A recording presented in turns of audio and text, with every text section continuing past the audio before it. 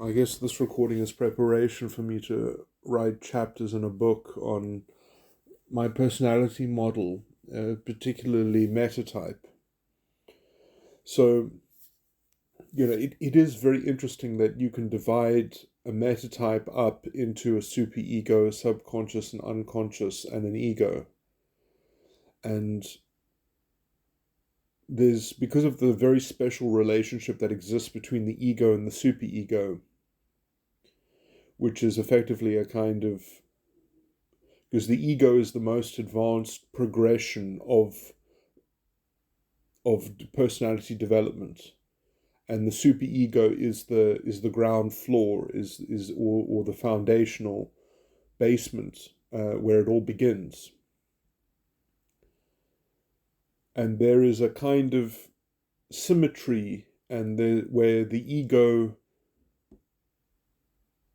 is even projected, I think, at very early stages of the development of the superego, because the superego can sort of anticipate the conclusion of its own development and its own line of progression. And the unconscious side of the mind is very well named because it is so unconscious. It becomes like the demarcation of a kind of stasis, that you are in a frozen battlefield of conditions. There is a palpable drama which is intrinsic in the unconscious side of the mind. And when you look at this unconsciousness, I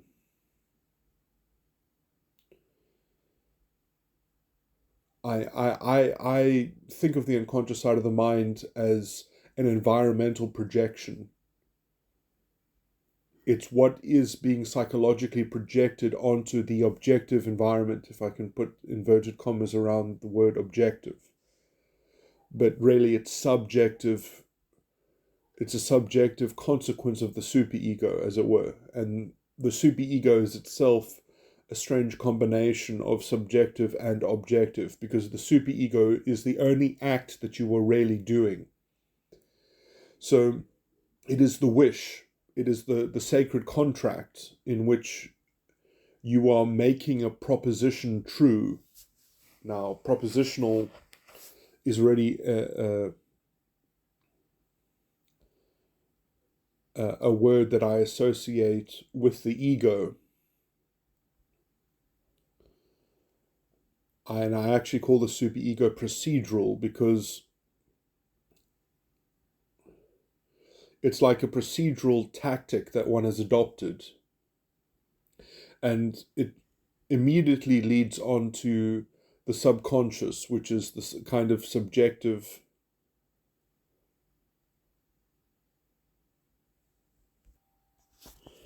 Okay, here I have it in front of me now.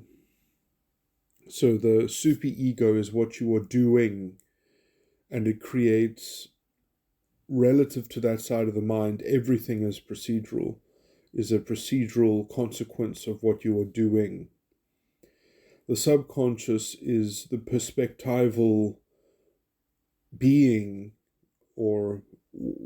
but I've got here inverted commas, just be. And really, the subconscious is, practically speaking, a bit malleable, because how you be is going to be context related. And so people are going to have, relative to the dominant function and parent function in the subconscious, they're going to have an ability of modulation or adaptation to an array of cases or categorical. There's going to be an attenuation of presentation in terms of how you be. So you're going to have networks of subconscious beliefs, or just beliefs you could just talk about. And these networks of beliefs. So you're going to have a bank of beliefs, which are all going to be the valid constituency of how you be. And then there are going to be certain formulas of genuses, the genuses of how you be, that are going to relate to departments of correlated networks of subconscious belief. Okay, so anyway, hopefully I've mapped that out well enough. And then you're going to have the participatory unconscious that grows out of the subconscious. You must remember that each side of the mind, the inferior function and the child function of the next side of the mind, is the sin of the previous side of the mind. So the desire of the next side of the mind is like a baton being passed on to the next runner, is the sin of the last side of the mind. So obviously the inferior function and the sin of one side of the mind, or which you could put it another way, you could say the inferior function is the trial, and the sin, which then becomes the next side of the mind's child function, is so painful to the last side of the mind, is so challenging, because the sin is how you have fallen short of executing the will. So the procedurals, the superego, or the procedural paradigm being in sin, is the birth of the subconscious sense of be, sets up the desire in how you be. And then it has a dominant function and a parent function to generally orchestrate that.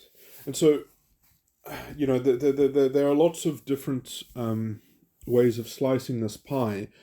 The dominant function and the parent function of each side of the mind can be said to be in a kind, because those are the positive sides of each mind, that they actually have content. And so how this content is kind of charged in terms of its valence, it's going to have a certain relationship to the other positive sides of the mind through the inferior function.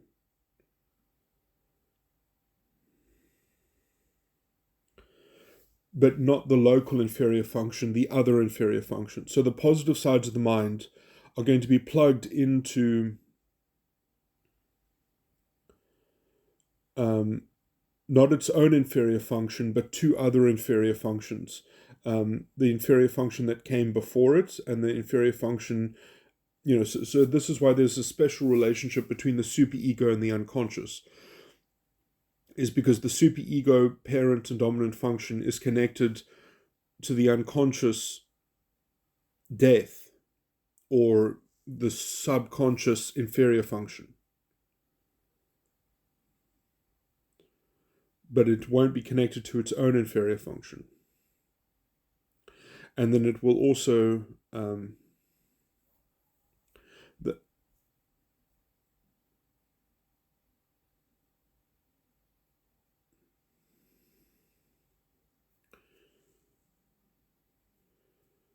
so look, and there's a special asymmetry to do with the superego and the ego, because the ego is dislocated from its own sin. Fundamentally, the ego just has a kind of inferior function.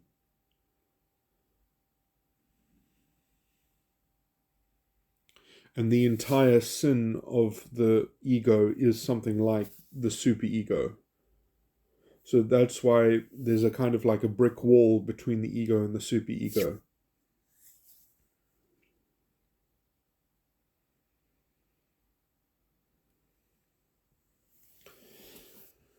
And this is why the life of the ego is so well maintained. And it is, normally speaking, it is our proper position in our seat of consciousness. that we're operating from the ego. Now, obviously, the ego can have a power to at least realign its subconscious beliefs.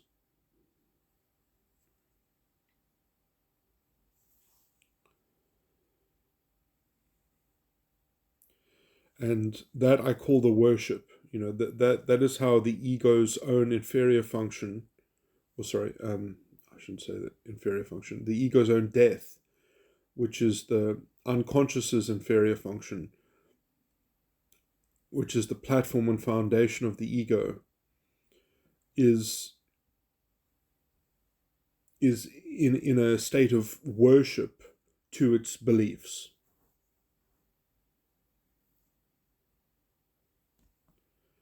And the ego is operating a kind of oath.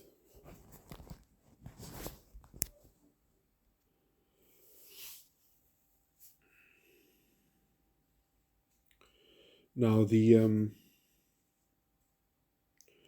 relationship between the unconscious and the ego is a bit more mysterious as well, because the positive side of the unconscious side of the mind, the dominant function and the parent, influences the ego's inferior function through what I call the question.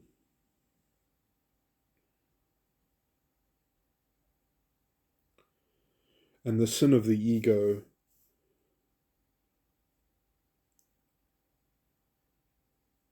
which doesn't really have a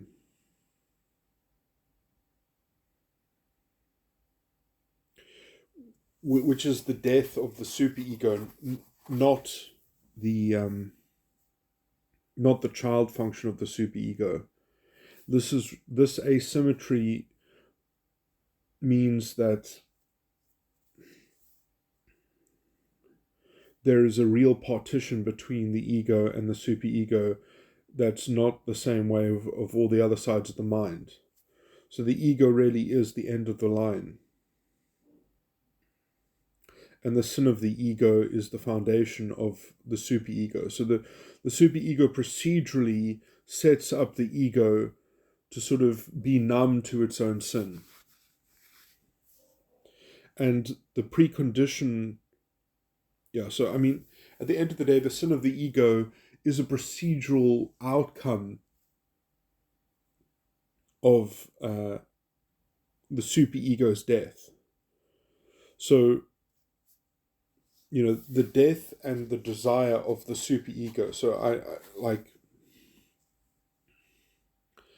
this is the thing about the sacred contract that one develops as a very young child, is that when one sets up a proposition, because the death of the superego, which is the sin of the ego, is in the ego, so it is propositional, and you do get to have it. You do get to have the sin of the ego.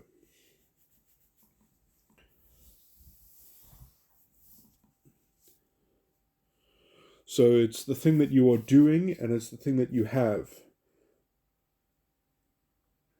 And it's in sin. So, I call that recourse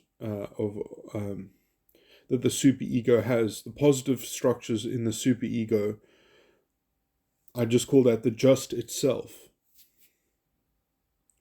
Because it's the kind of the most core relationship to the self. That was anyway. So it's hard to talk about these things.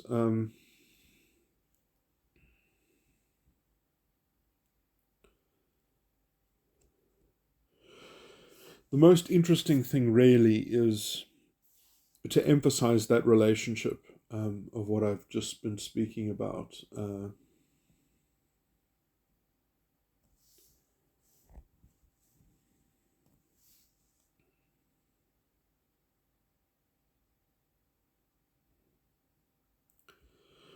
And to perhaps juxtapose that against the unconscious side of the mind, because most people are embroiled in the unconscious, looking in the unconscious, when really the answer is really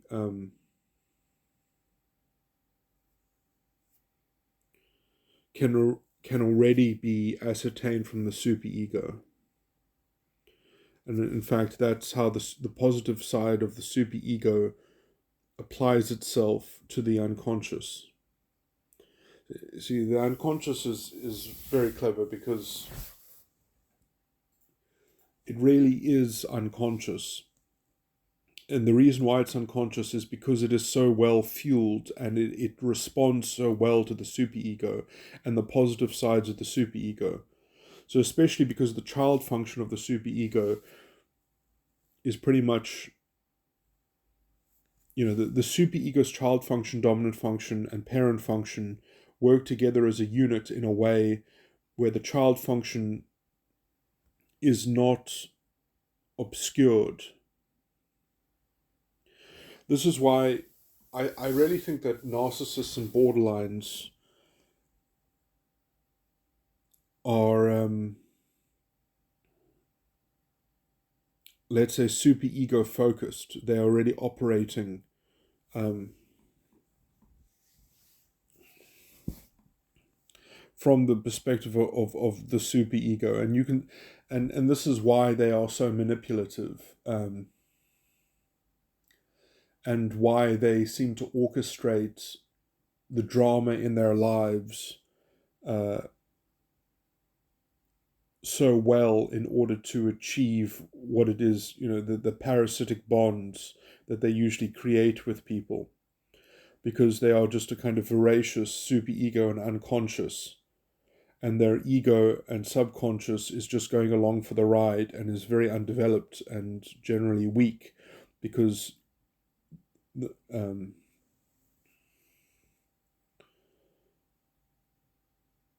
superego unconscious kind of alliance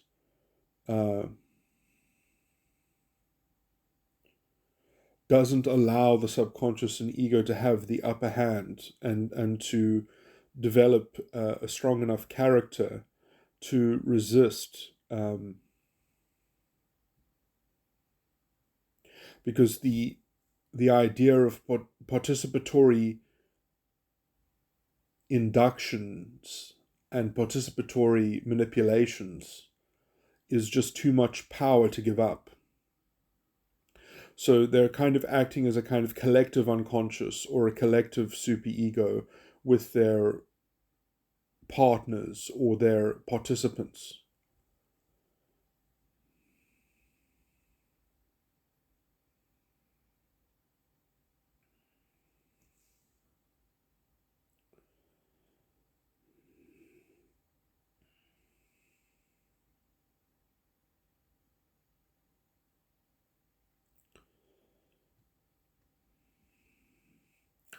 So the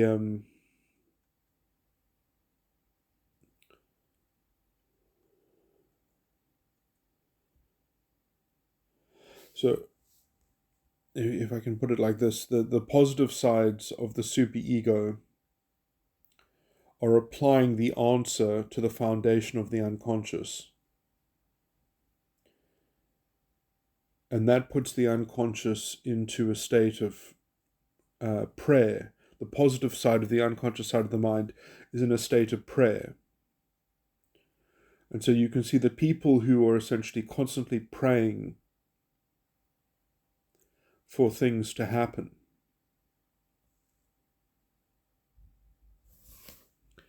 they're not acting from their ego, they're not acting from a sense of worship and an oath that their ego is committed to.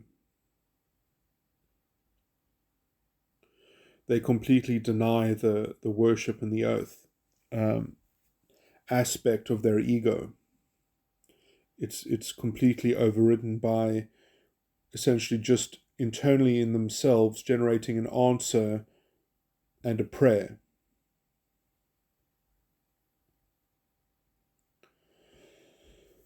So I think that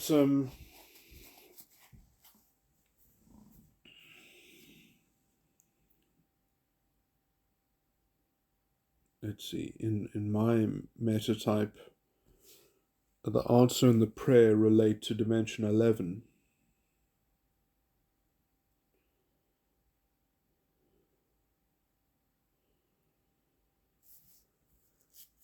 Is dimension 11 one of the special ones? I think it is. It goes 11, 14, 16.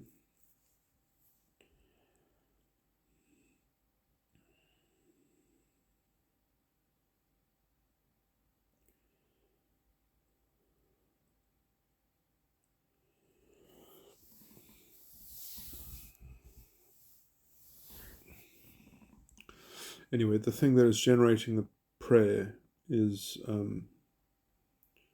dimension 13 and 14 in my metatype.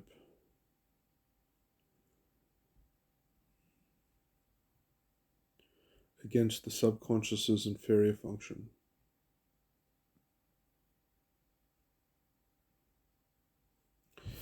Yeah, so you could see it as a subconscious failing. Borderlines and narcissists have a kind of subconscious failing.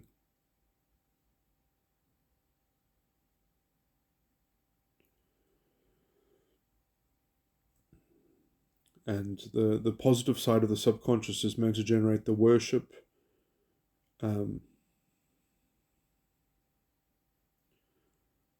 That's how it applies against the ego's foundation, which is the unconscious's inferior function. So yeah, developing the unconscious's inferior function is I think integral to waking up. I mean, this is what borderlines and narcissists don't develop. They don't develop their unconscious inferior function.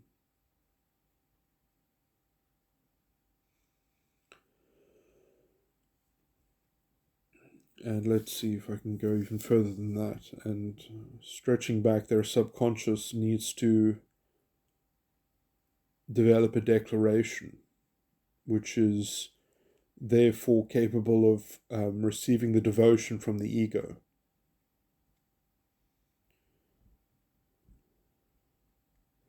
So the superego's inferior function is like the positive, and I think archetypally you can even think of it as the masculine energy, because it is the thing that, it is the life of sentience that is birthed out of the false ego complex. And so the superego's inferior function is, I think, tantamount to the first spark of sanity that can be generated from within the system of the false ego, or this personality model. And so you can see it really operates from under its own steam of setting up the subconscious as having a certain kind of declaration. That the subconscious must be capable of developing declarations. That the ego can have a devotion to. And you can see then that the ego is then powering the engine of an ulterior entity from the midst of the false ego complex.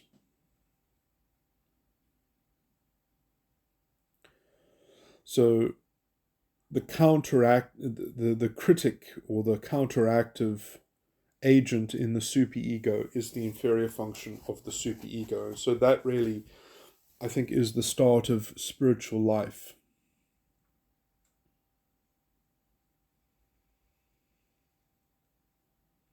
And the first thing it does is that its relationship to the subconscious is that it develops a declaration.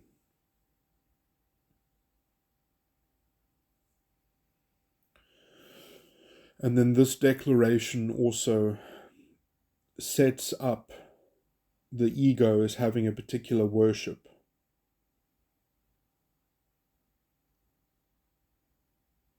So the same positive structure in the subconscious that produces a declaration impels a certain level of worship through the failing of the unconscious, the inferior function of the unconscious, which becomes the primordial platform upon which the ego develops.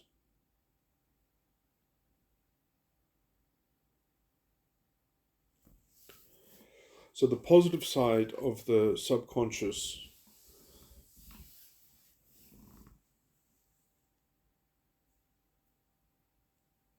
can narrate what the superego is doing and can translate that into a declaration.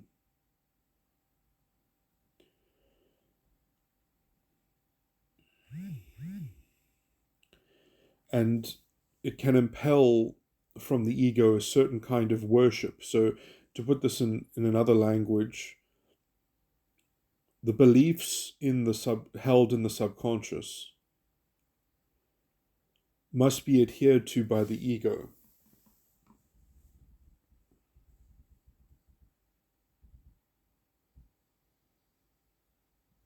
So that there's a kind of self-coherence and a self-consistency.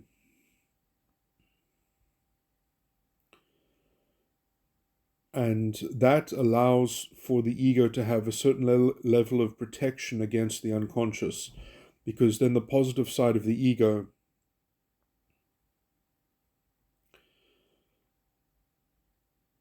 can take an oath against the unconscious.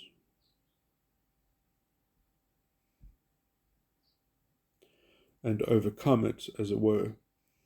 And it can also similarly be devoted to the inferior function of the superego.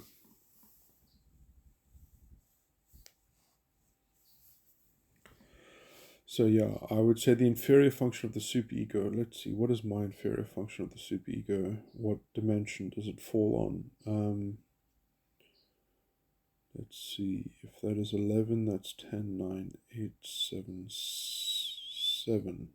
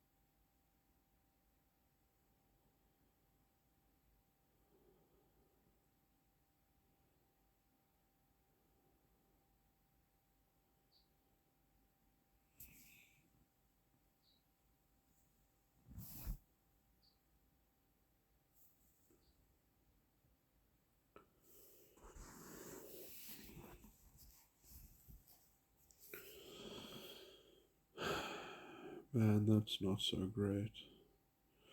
Or maybe I can substitute dimension 7 with looking at the positive structure of the subconscious, which for me is, again, that's 11, 10, 9, 9 and 10. And the positive structure of the ego.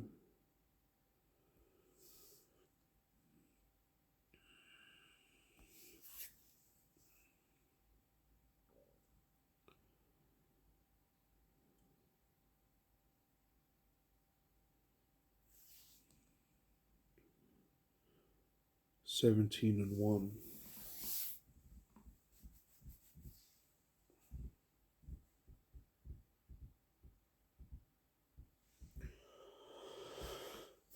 Seventeen and 1, 9 and 10. Wow.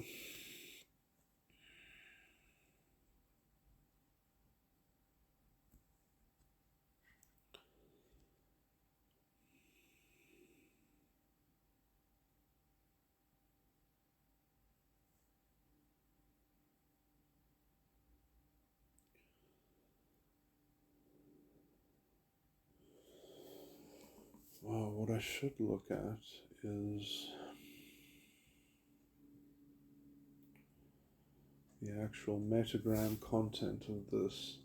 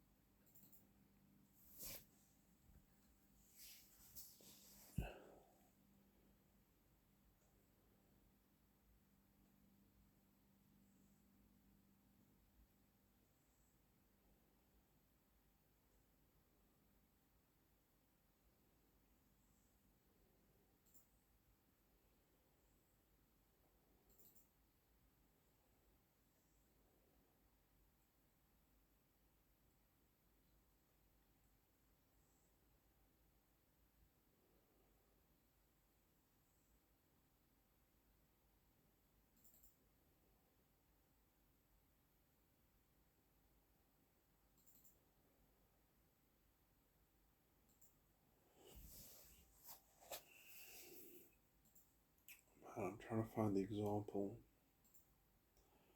of myself.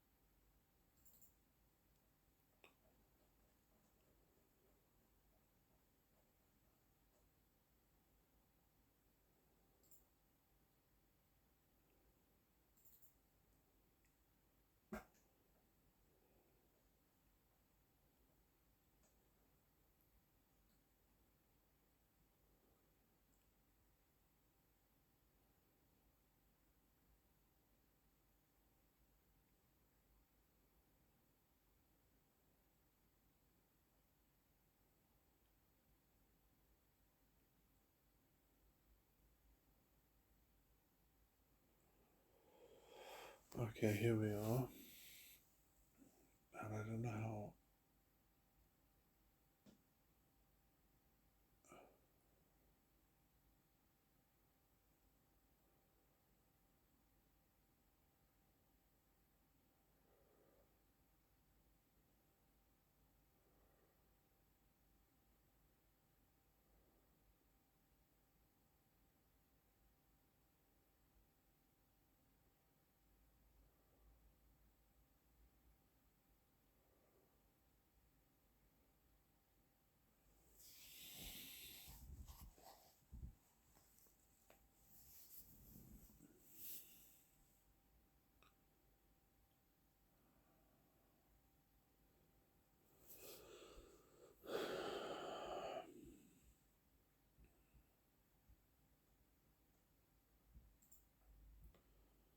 It's a very important document.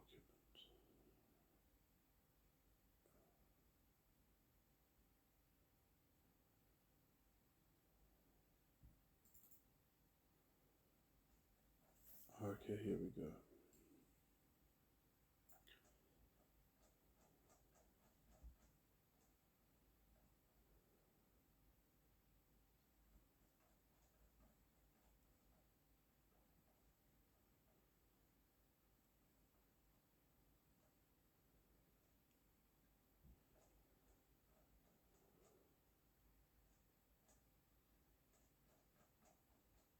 Come on, don't I have an example of it filled out?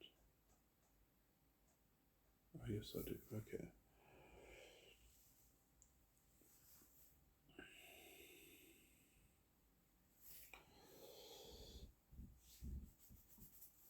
Worried, annoyed, angry.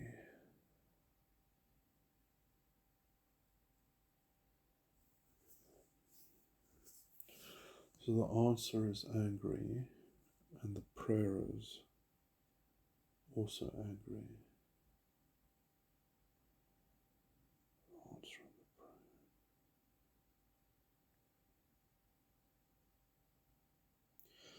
Yeah, that was a part of the structure of my theory, is that the primary counteroffer is the same emotional tone, that there's only one emotional tone for the answer and the prayer, and that's the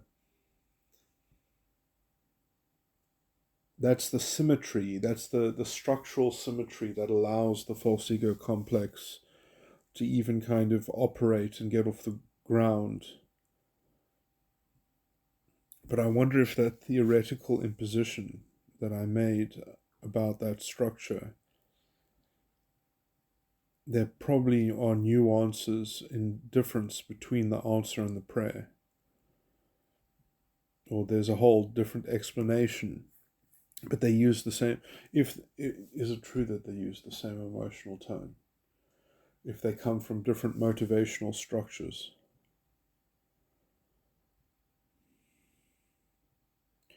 So the answer is coming from, in my case,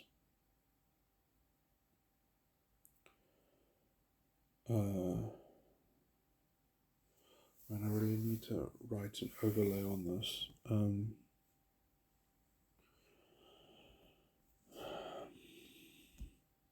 I really wish I had a ribbon with numbers on it.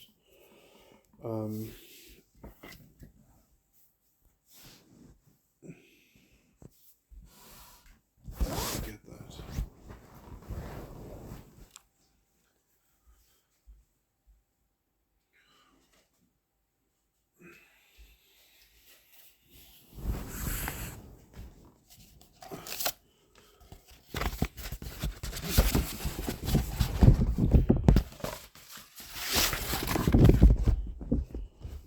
Okay, I need something to write with.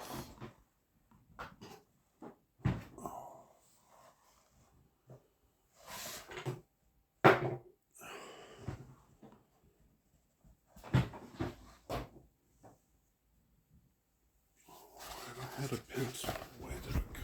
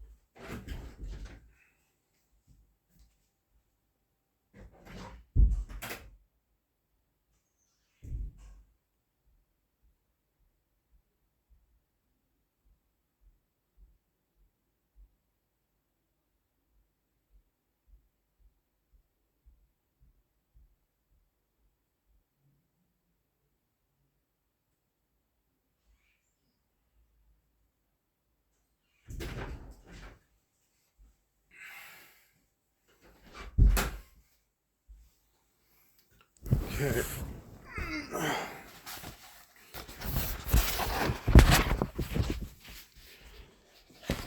Okay, what am I doing?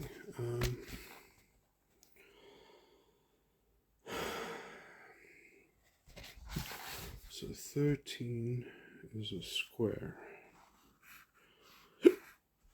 of the unconscious. 12 is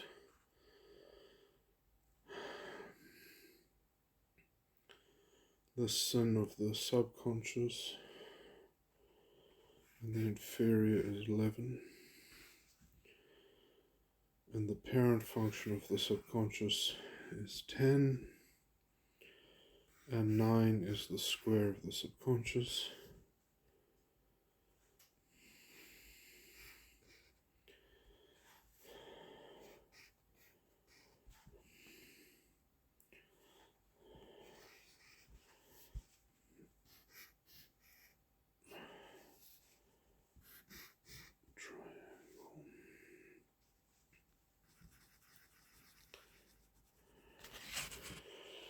Okay. So, what was I saying? Is the positive side and positive side.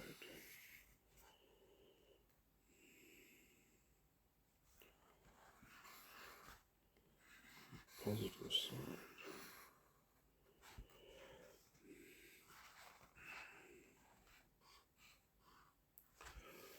So what was I saying? I was saying that the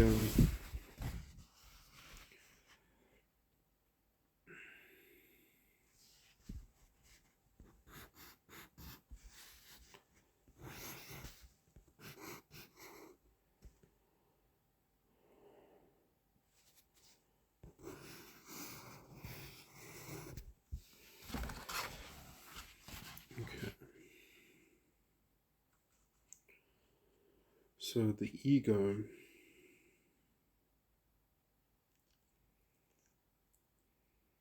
and this would be much better represented as a circle than as a ribbon. But anyway, I'll think about that in the future.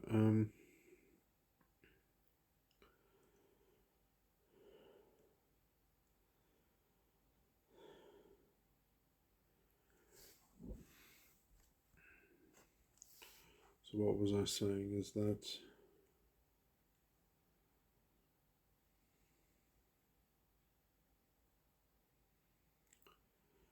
the development of the procedural, the superego's inferior function. So the superego's inferior function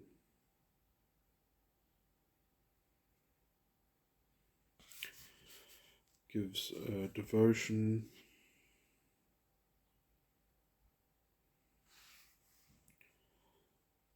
superego's inferior function is 7.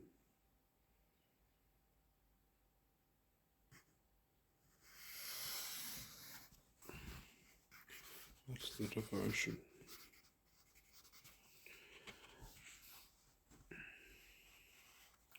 Which is caused by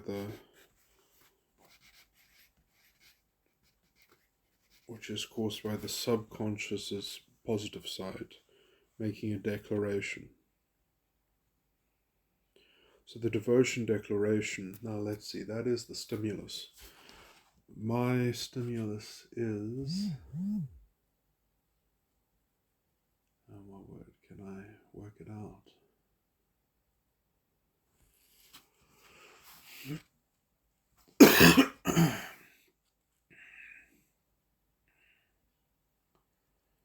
Man, how do I work it out?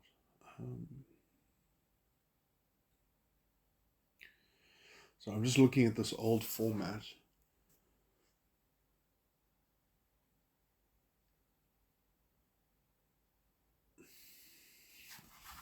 I need to look at the formula to decode it, damn it. How do you zoom into this?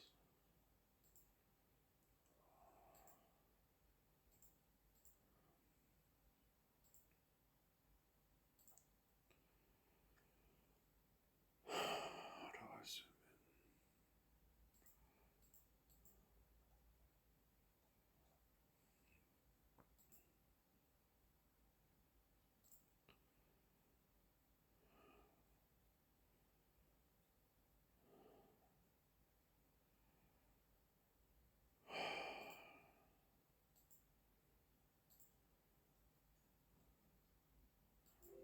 This thing is terrible. View, zoom.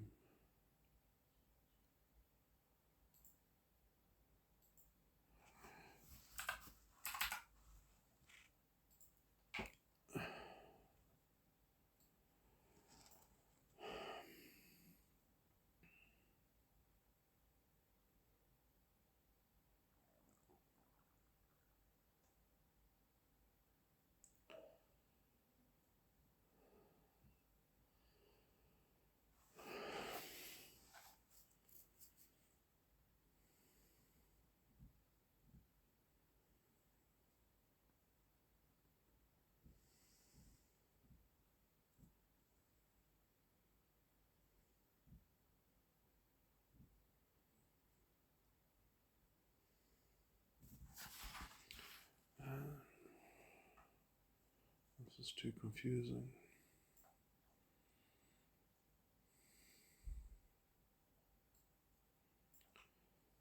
This is too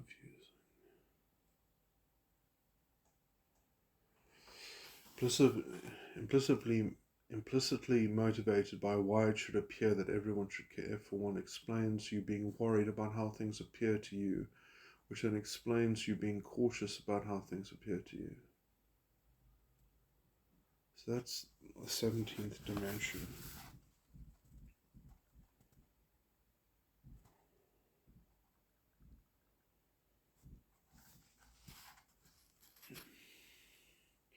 Implicitly acting upon recognizing everyone should care for one is correct. That's dimension 2. Explains how you will be annoyed while intending what things ought to be like, which then explains how you'll be confused when intending. So why do I have annoyed and confused? The one leads to the other. Oh yeah, because I'm one of these complicated types that have an initial, but now I don't even know what this is.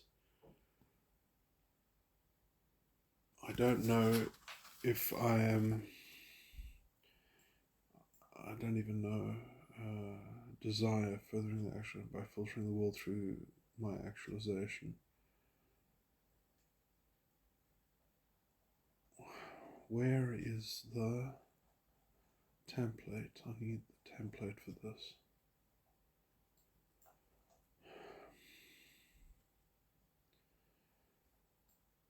Stimulus, devotion, declaration, primary counter, alpha, answer, prayer, emergent, response, worship, oath.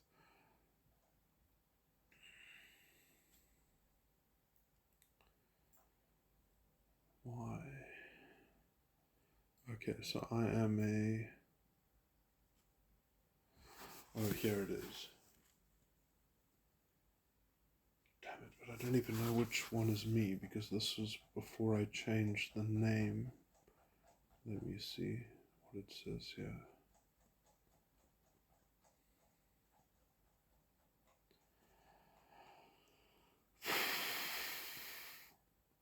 What does this say? Rajas type. Okay, so this is...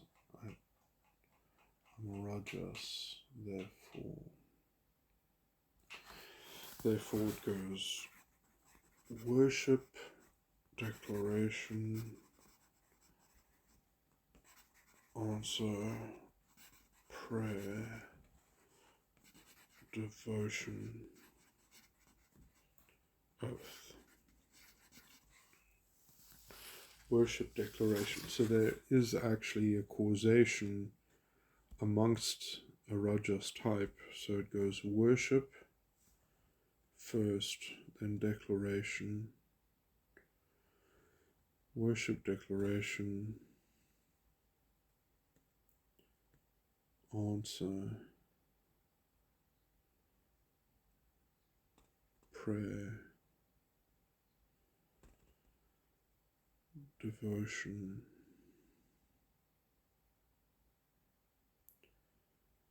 oath.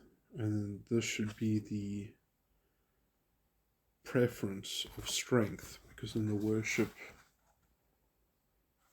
so the three different tamas is answer first.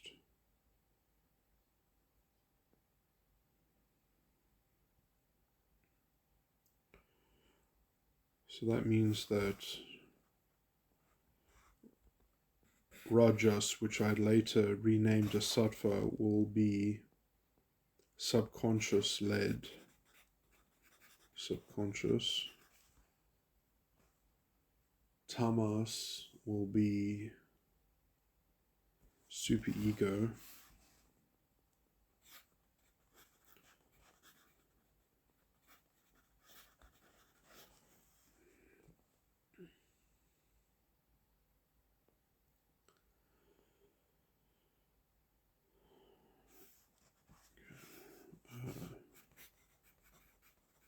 Tamas is answer, and Sattva, which I changed to Rajas in naming it.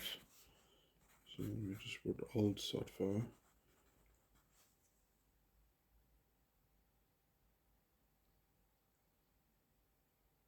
Is ego led.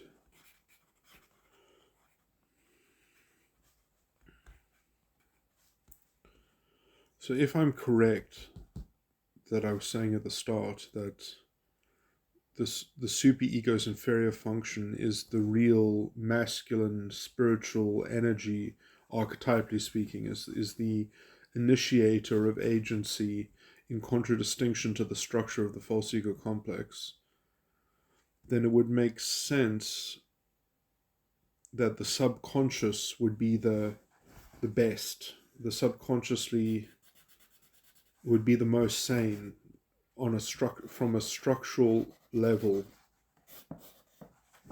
So that's why I changed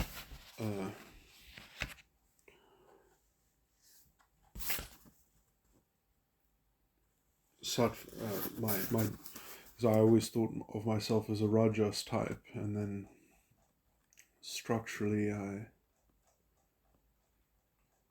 eventually revise that. Anyway, okay. So now I know that the worried, cautious,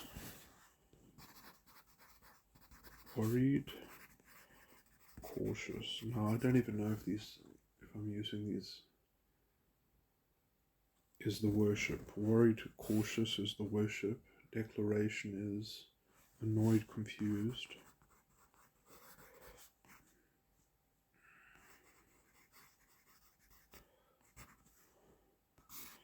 And let's see, the answer is just angry.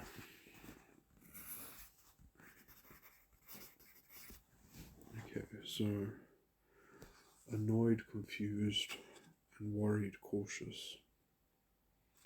Now what can I derive from this? Okay, so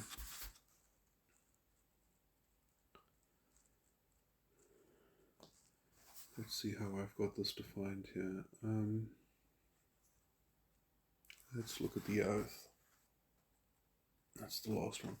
Acting upon why everyone should care for one must be true because of a help, justice, captivation explains why you will be worried while administering how things ought to be. That's dimension 8. So why am I talking about dimension 8 here? Which then explains why you will be cautious when administering how things ought to be.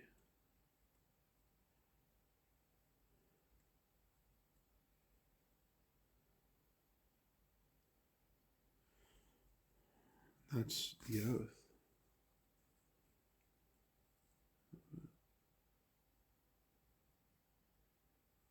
Why am I? This is just because of how I've defined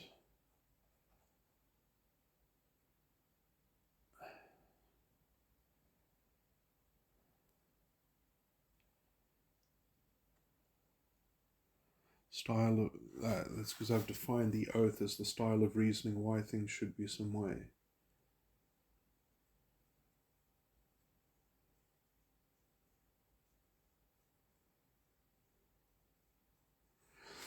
So these are just consequences of the 12 extraction, 12 functional extraction.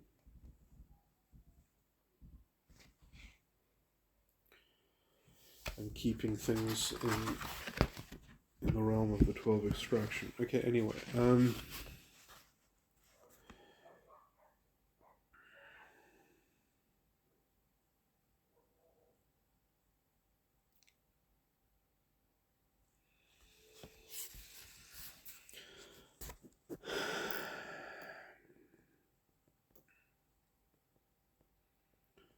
So I'm defining the oath through a dimension, through dimension 8.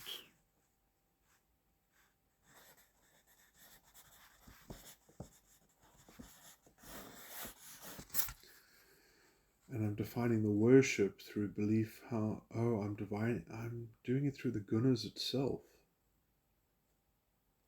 Beliefs about how I think things are. That's dimension 17.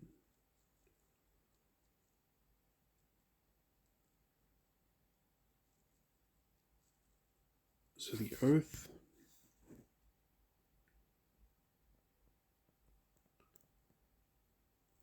I don't even know what the oath is. Style of reasoning why things should be some way. That's eminence, isn't it? Why things should be some way. That's not dimension 8. That's dimension 6. And the worship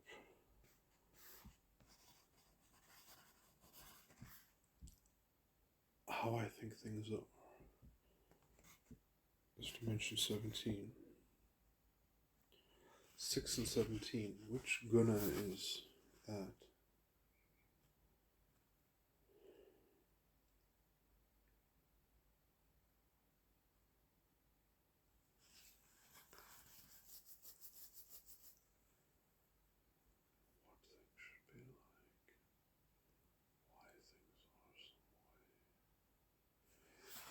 Okay, so let me just look at the primary counter offer.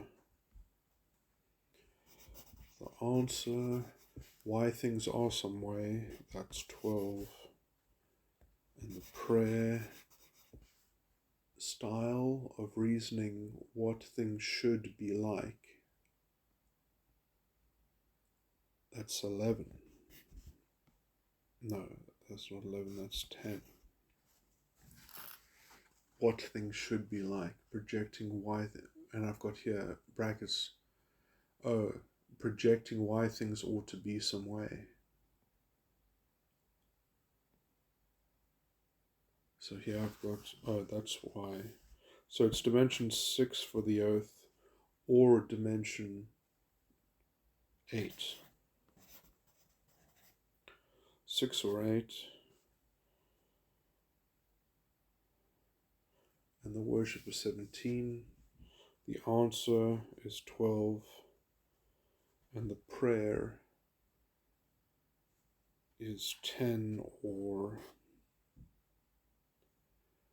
why things ought to be some way. That's 13. It's 12 or 13. So it's 10 or 13. So the prayer is 10 or 13. The answer is 12. So that means that if we go 12, 13,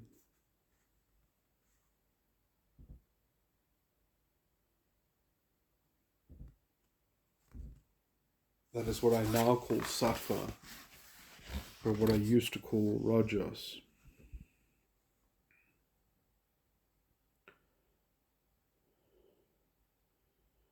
And then the oath is, and the oath and the worship. So it's always, you have to stick to the one. That's what I now think of as tamas. Yeah, I've always thought about that as tamas. 17 is tamas. Devotion and declaration, perceiving implications of what things mean.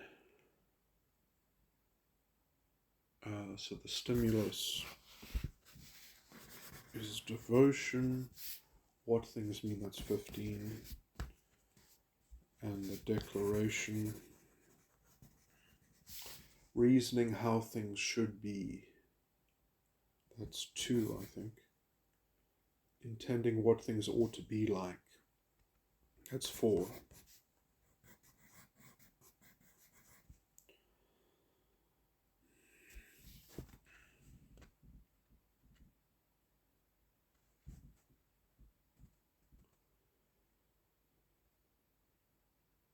I wonder if this is mapped, these conflations, I wonder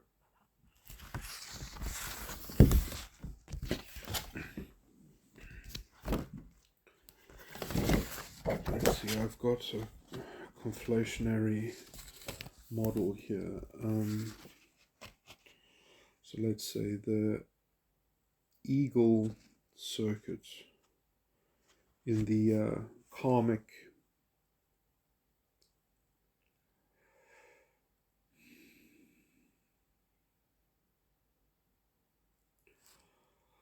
(17.6), where's 8? 17.6, where's 8?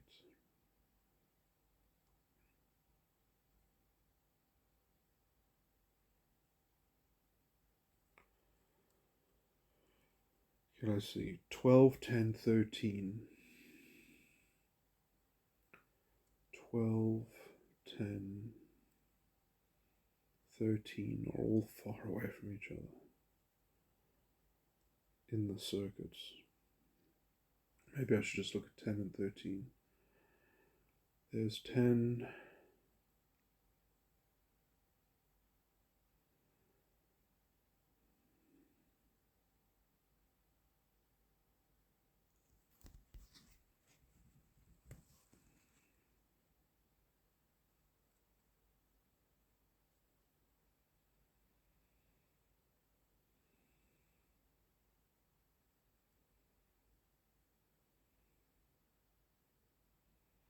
That's interesting.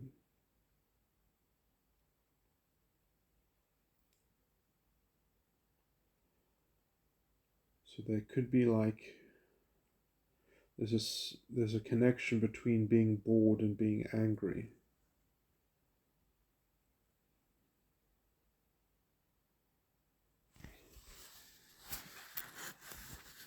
Via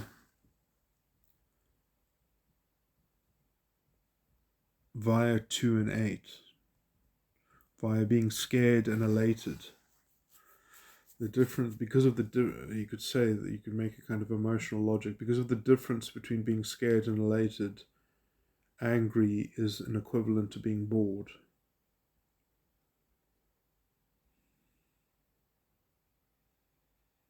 But you get there with two different kinds of symmetries. What did these stars mean?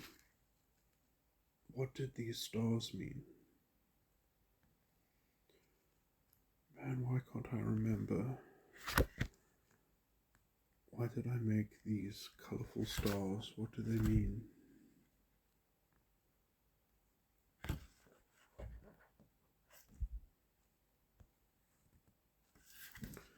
Is it...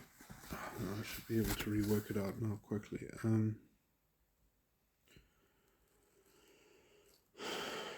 So what did I just say? 10 and 13. 10 and 13.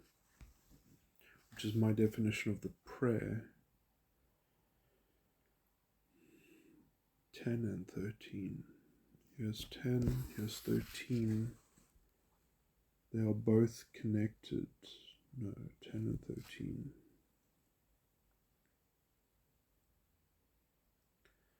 They are connected through being between 3 and 7.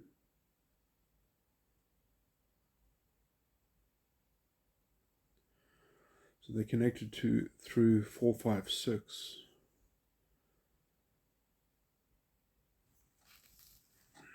They are connected. They're connected between 4 and 6. It says there are 4 and 6 anywhere. No, they're not in the same circuit.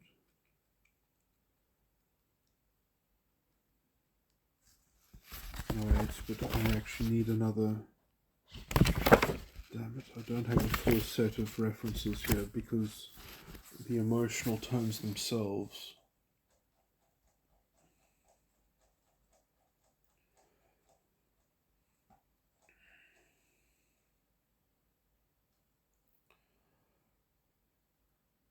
Function 6ti.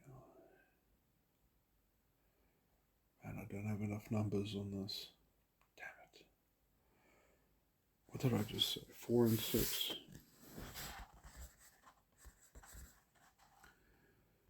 Let's see, 6 is eminence.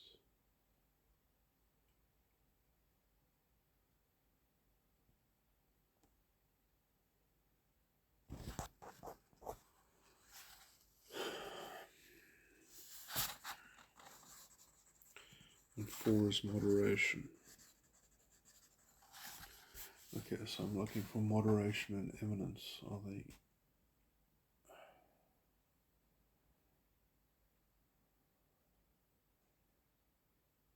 Eminence. Well, eminence is connected with 13, which is Ni, and moderation is connected with 12, which is also Ni. So between 12 and 13,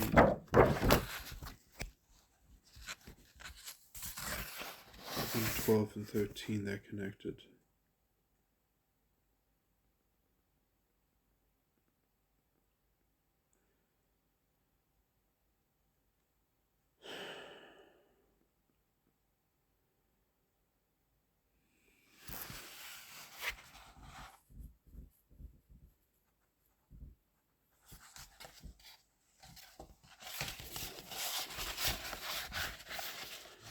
Man,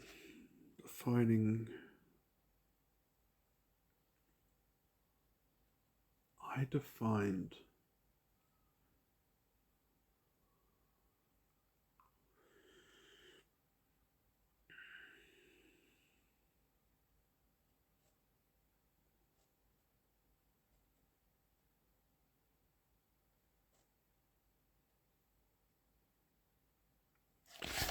People have a different ordered hierarchy.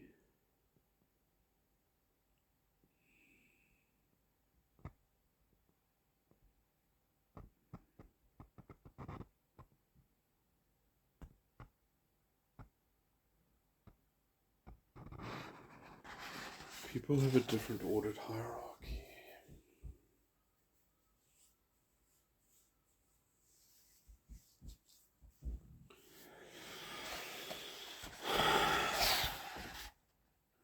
What's the meaning of that?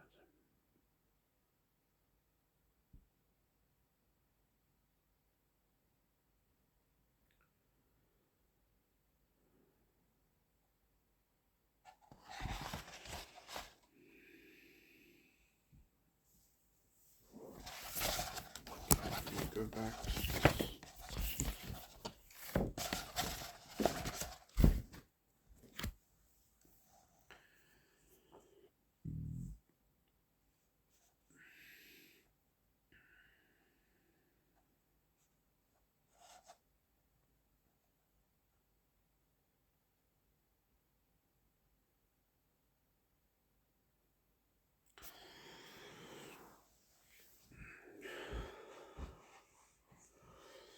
Yeah, I guess looking into too many connections of things just to see how deep they really go. I'm just stress testing the theoretical structure of how I've defined the model. And I guess it's just not relevant.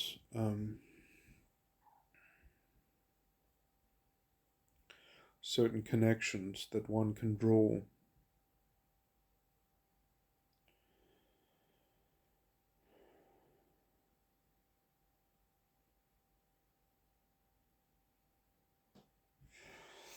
But I was getting at something though that I think is real, which is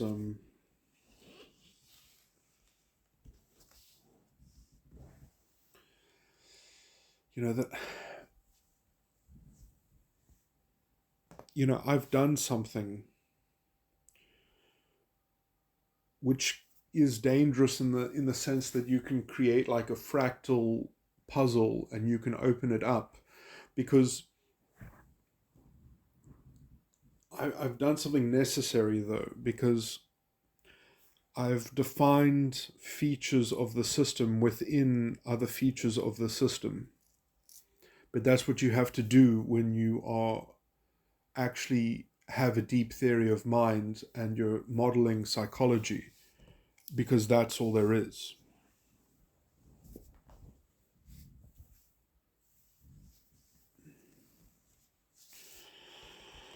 Anyway, so now I'm just looking at how relevant was it that, so how I've defined the primary counteroffer. Look, because I've got it described in Metatype, but how I've described it in Metagram is I took a definitional approach in Metagram and I took a structural approach in Metatype. And the Metatype model is by far the safer, in inverted commas. I'm just wondering if the Metagram definitions are polluted. I'm trying to work out how I can prove that they're not polluted. I'm afraid that I'm coming out. This is the problem of proof that I'm having.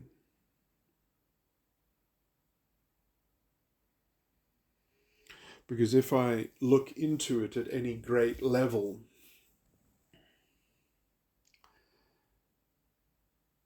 I'm having trouble finding any structural, apart from saying that that the 12, because I've even broken the gunas. The only thing that I've kept with, let me see if there are any patterns that it seems to keep with. Let's see, the patterns are I consistently make certain conflations. The only thing I can say is that I have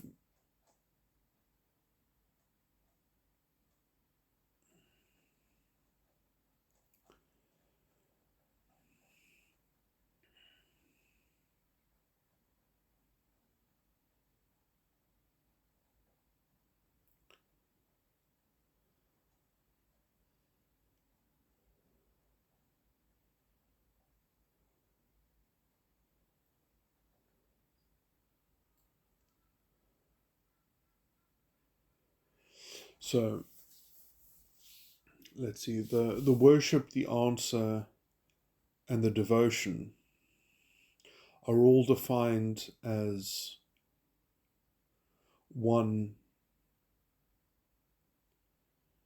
opinion function. So devotion is dimension 15, which is an opinion function, because it's what things are. And I've got here what things mean. The answer is perceiving thoughts about why things are some way. That's dimension 12. And worship is how I think things are, which is dimension 17. So it goes 15, 12, 17. Devotion, answer, worship. So those are all special because 15, 17, 12, they're very high dimensions.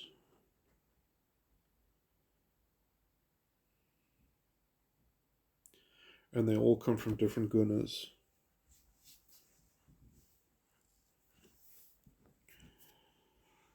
So there are 3 gunas. And those kind of, in some sense, partition the thing into each guna.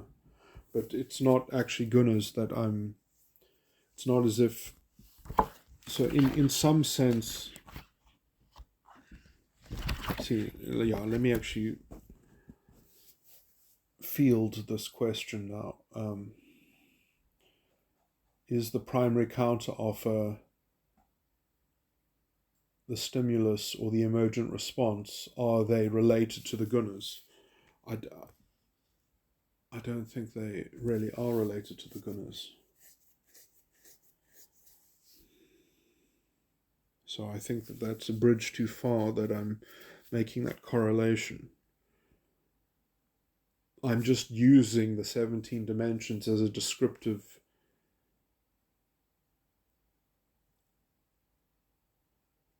what's much more interesting. So the devotion, the answer, and the worship, the devotion, the answer, and the worship are all more simple than the other one. The devotion, the answer, the worship are all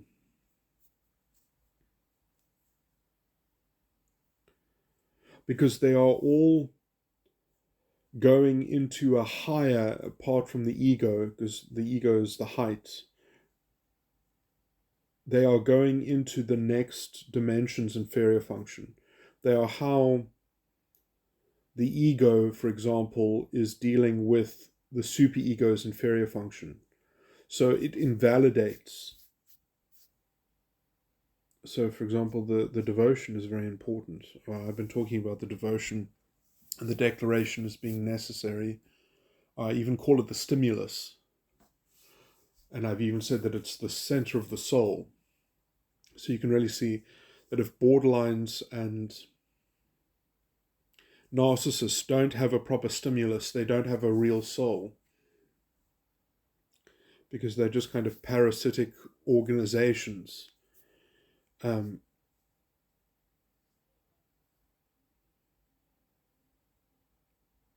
So the devotion comes from the ego's structure and the declaration comes from the subconscious structure. So the devotion is the simpler component, but the declaration really has to occur first. So maybe that is why there is a hierarchy described in Hinduism between sattva, rajas, and tamas. is because for a sattva type, the declaration is second in the hierarchy. You go worship declaration. So the declaration is the first thing that is one of the first things that gets to be established in a sattvic personality. So it's the least adulterated. The only thing that adulterates it is the worship first, and in some sense the worship is good because then the positive structure of the subconscious gets to deploy the worship just before it deploys the declaration. So it even gets two bites out of the same cherry in some sense, because it gets to exercise itself first. So the subconscious in the sattvic personality that in my notes, all over my notes, are described as rajasic or rajas. Sorry, I'm see if you make one mistake, you're haunted for it for the rest of your life. You have to keep on mentioning the name change. But anyway.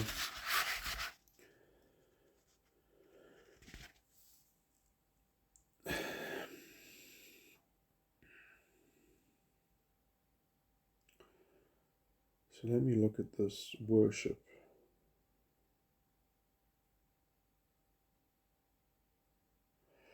So that would also mean that a sattvic personality should have a very coherent ego.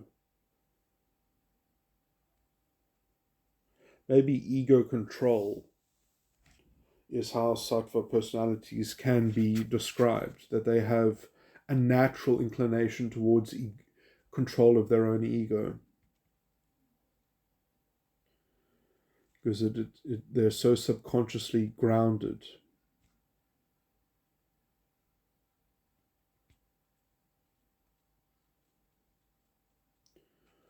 So the devotion, declaration, worship, oath becomes the primary circuit, whereas the other personalities, let's see, the other types,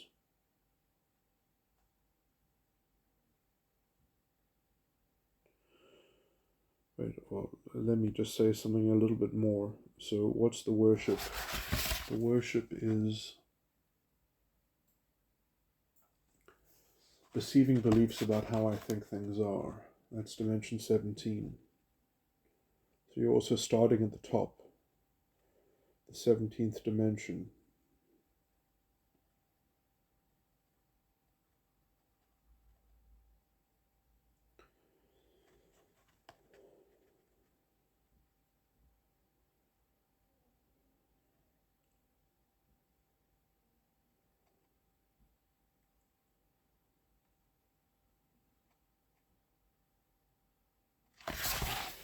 So let's see, my subconscious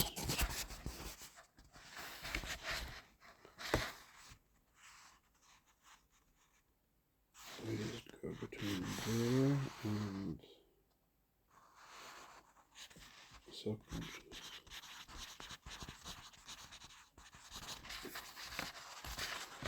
My subconscious is the positive side of my subconscious is dimension 9 and dimension 10, which is why things will be and what things should be. Why it will and what it should.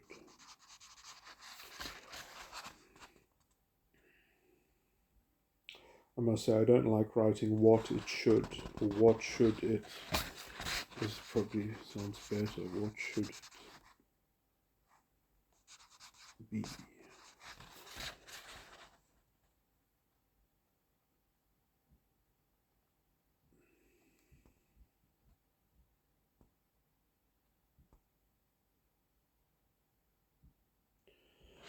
Anyway, why am I talking so much about myself? What was I going to get into? Just distinguishing that from the other ones. So tamas goes answer prayer.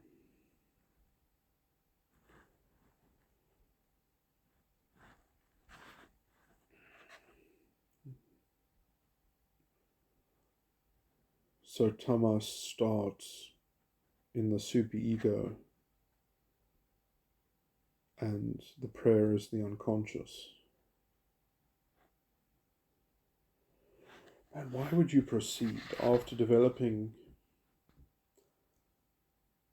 a subconscious? And why is it locked in? Why are the gunas so locked in? The 8 emotional tones.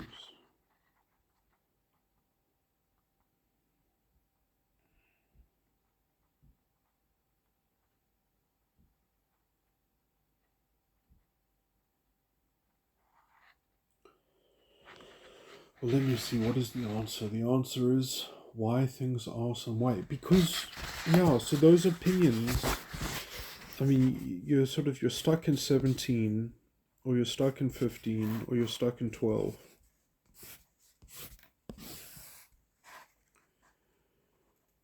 And let me see, I'm stuck in 17, so I'm sattva.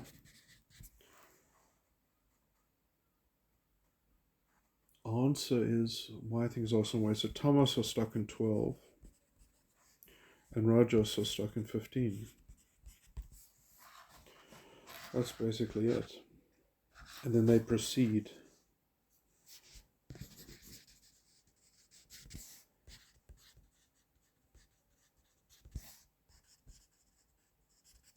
So that is the primary definition of the development of tamas, rajas, and sattva, is that the tamas proceed from 12. Perceiving thoughts about why things are some way, whereas I start from perceiving beliefs about how I think things are. So it's just a bigger scope. So the biggest scope is sattva. And let's see, rajas is perceiving implications of what things mean. So you can already see how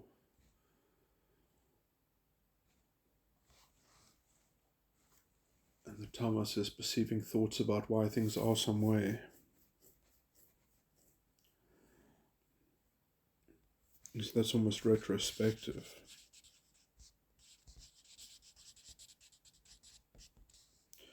So tamas are retrospective.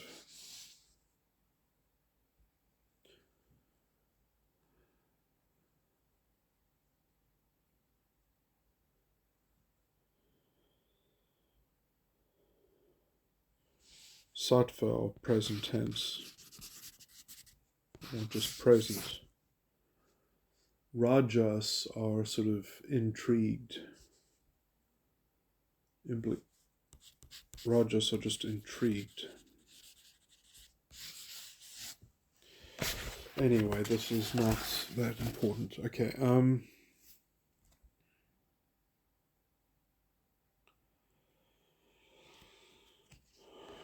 so I do think the stimulus is, what did I say? The stimulus is the soul. The primary counteroffer is the mind. And the emergent response is the brain.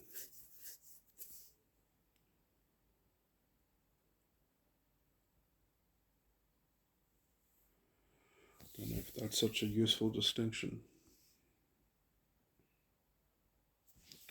So that would make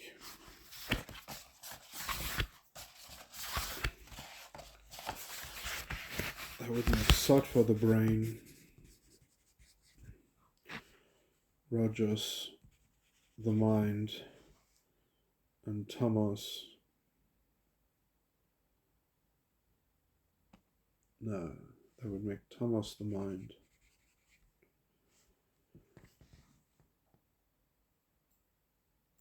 And rajas the soul.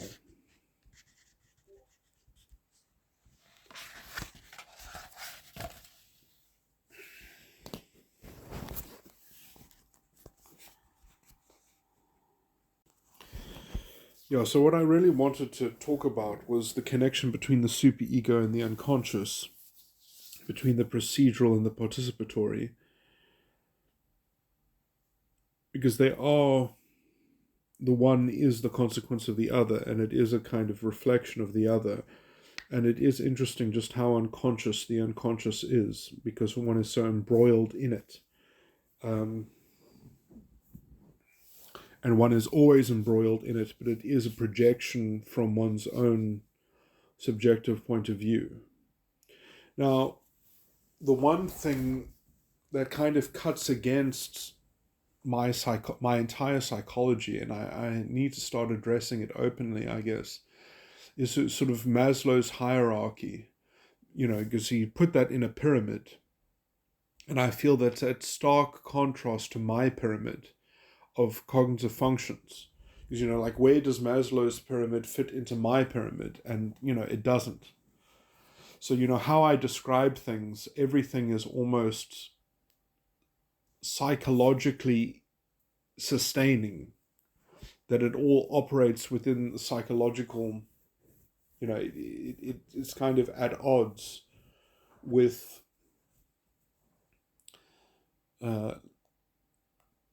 natural laws that can be used effectively and efficiently in order to make, the creature comforts and the sexual selection, it's like you can operationalize the world. You can dress it up in a kind of objective garb and in a kind of objective filter. And all my modeling and all my descriptions run counter to that, both philosophically, but also, that, because how I would classify all of that stuff, right, is that it isn't centered empirically in a proper understanding of time. So I think that part of my psychological contribution has to do with a theory of how time should be conceived of. And when people break how time should be properly conceived, they end up believing in the future, which puts them squarely in their own imagination, but in a kind of matrix of knowledge of good and evil. Because they've got a future sense of themselves that has some kind of purpose built in. So they have a future self which they are fundamentally enslaved by, and that they have to work for. And then they will taste only dust, like the serpent that crawls on its hunger, that crawls on its belly through the dust. It will taste only dust, and it will only be hungry for that singular character of future self that has been created, and that creates this moral matrix around it. Now, this moral matrix, I think, has two basic qualities.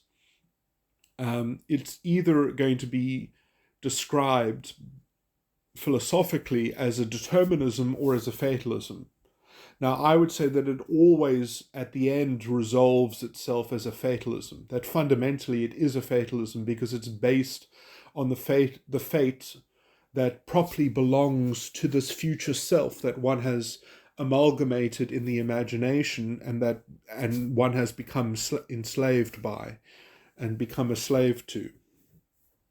So it really has to do with the unconscious is a kind of slavery, a fatalistic slavery that has to do with a poor regulation of one's subconscious, a poor regulation of one's beliefs. So I do think that when people have the wrong beliefs, when they have the wrong beliefs about time, the concept of time, they end up creating a moral matrix, as I've already described. Okay, so basically the resolution to this, to properly conceptualize time, you just need to remove the future. You have the present and you have the past. And the past is potentially, you could say, empirically doubtful as well, because we only gain access to the present, and we only have a record and a reference to the past via the present. Because we have access to memory in the present, we can project that there was a past.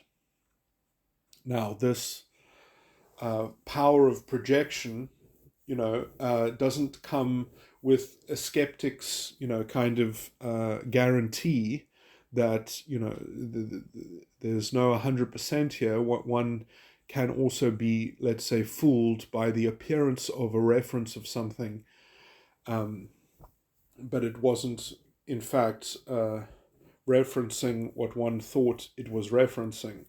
So, there are mistakes. Now, I don't want to say that those are memory mistakes, but those are mistakes in the use of referencing that can be made. And, one can be on the lookout for those things, and one should be vigilant. But anyway, that informs a kind of pragmatism of how you relate to the self and how you keep the self, what's the word? Well regulated, I guess. But just as one must scan for developing, let's say, a specialization in one's own beliefs to be properly prudent about these kinds of mistakes. So, one can have a sensitivity to skepticism, but obviously skepticism just for skepticism's sake, without regard to wanting safety, is obviously going to land one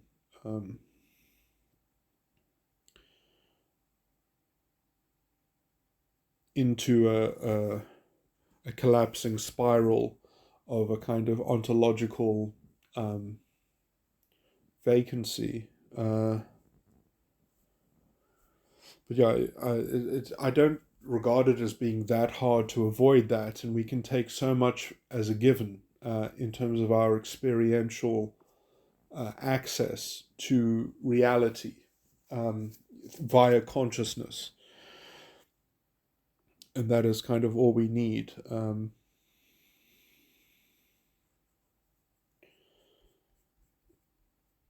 To therefore humbly operate.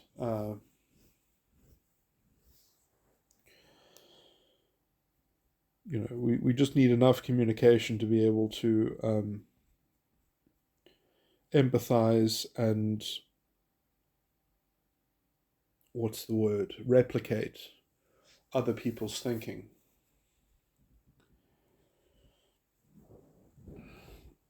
To be connected in relationships, etc., etc.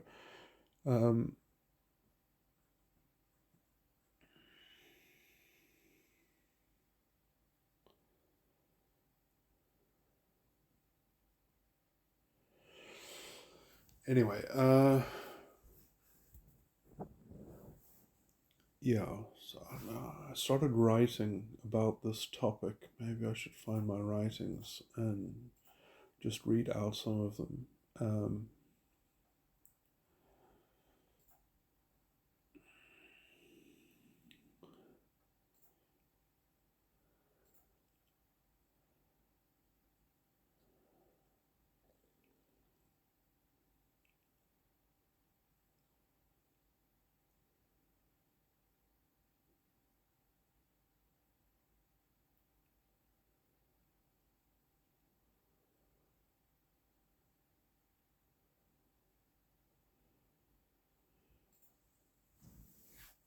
Oh no, that's on a different.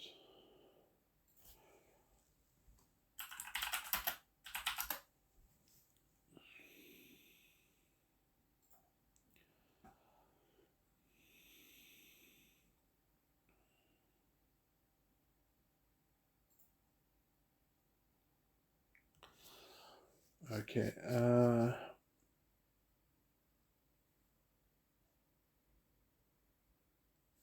We must begin with some kind of phenomenology. To me, phenomenology means a strict interpretation in conceptualizing time. The future is an imaginary or theoretical concept that is unwarranted. There is only a present and a past, and the past itself is only accessible through references to it that exist in the present.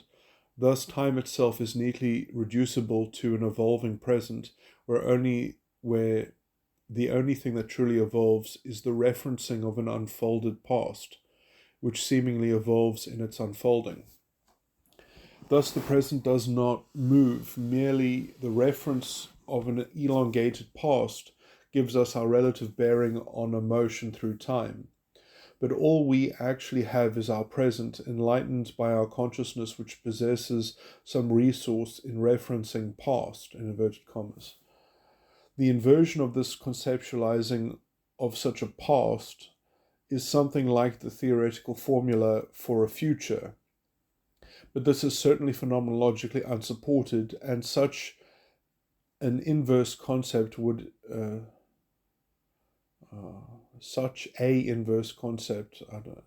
my grammar is not great here. Such an inverted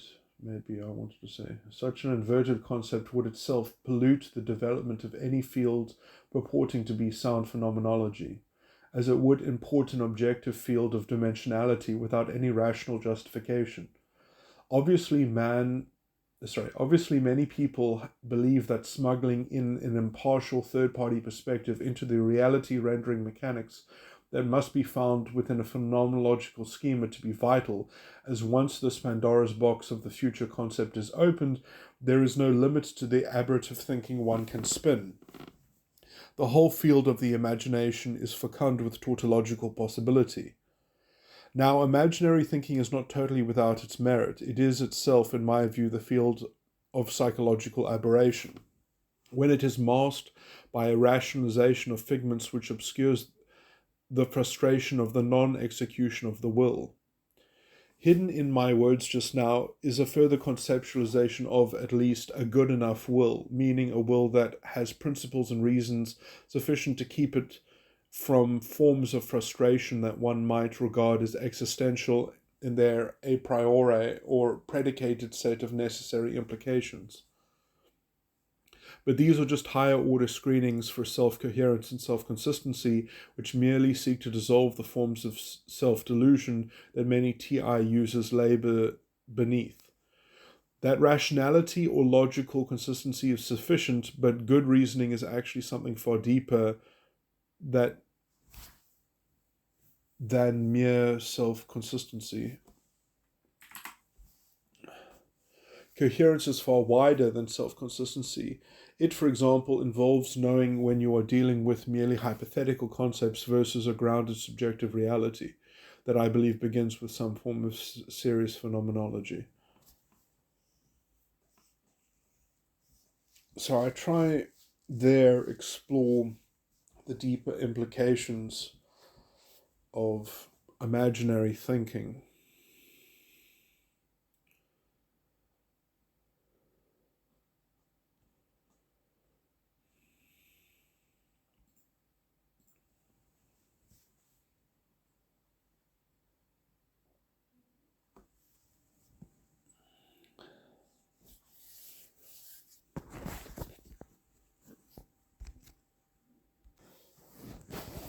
Let me continue on from the other recording that I made just before this one. That was about an hour and a half. That if the three different developmental streams of personality development are essentially fall under the gunas because of the opinion functions, dimension 17, dimension 15, and dimension 12. And let's see if I can remember it off the top of my head or no. Let me just look it up. Dimension 17, I called it, sort of presentism. Dimension 15 is intrigued, and dimension 12 is retrospective. And so that makes tamasic individuals retrospective, and rajasic individuals intrigued, and sattvaic individuals in the present. What I should also point out about the sattvaic relationship is that if you can ground everything in the subconscious, and the only thing that you have to resolve is that your worship and your declaration need to be collapsed back in on one another in such a way that they're balanced or even, or that they're sending signals that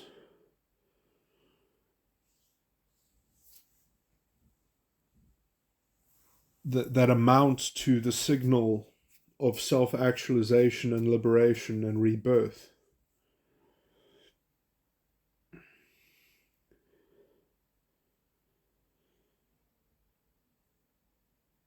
So, essentially fortifying a subconscious structure that's grounded in the subconscious, that's grounded in the inferior function of the superego, and sets itself up as a bastion from that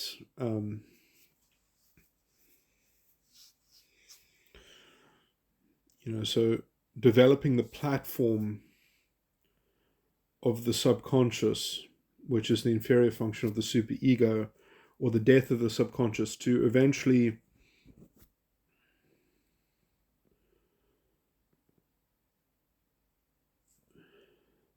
marry the devotion of the ego to so what is the devotion of the ego?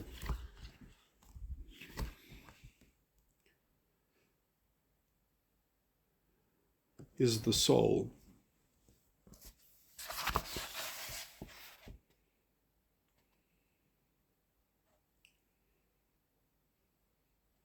Is dimension 15.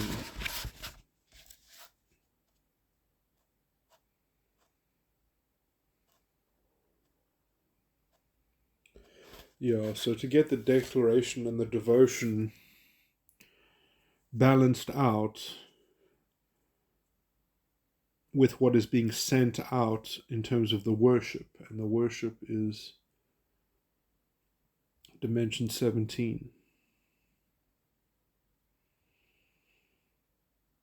So yeah, the kind of, I guess on some level you can say maybe you just need consistency of all the gunas, of all the 17, 15, and 12.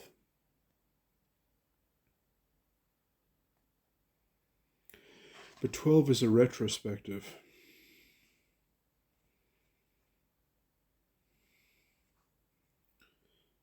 And 15 is intrigued. See, this is just very important because I wonder if the gift of the apostle can only be held by a sattvaic individual, and the others have to get it through communion with the sattvaic individual.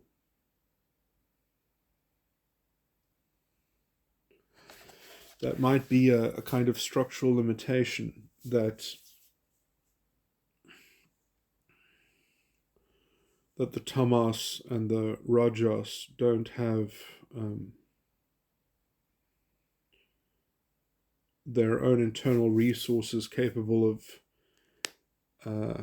developing balance, as it were.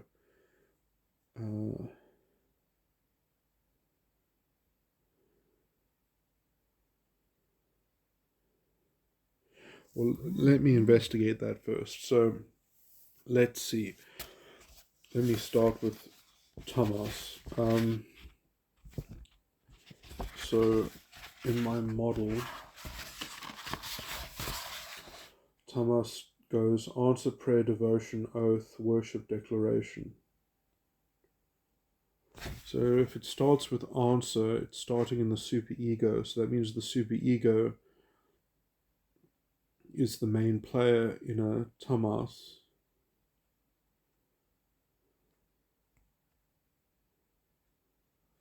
So if you start by emulating the superego, you see, that's very problematic, because doesn't the superego have to die?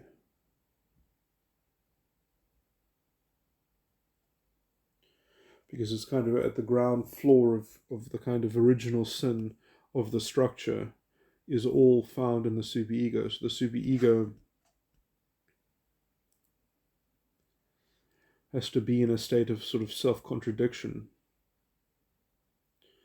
Or maybe it can reach a kind of neutrality within itself. Let's see, answer prayer. So if it does the prayer, that means it's unconsciously focused. So it goes from being super ego focused to unconsciously focused.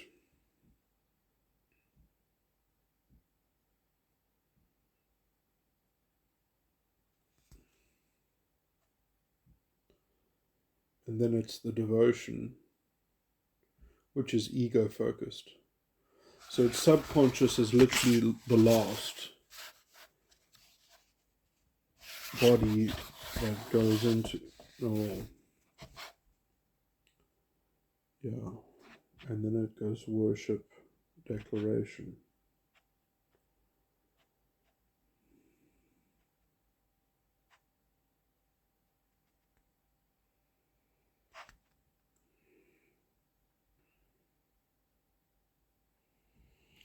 You see, I wonder if the developmental line of progression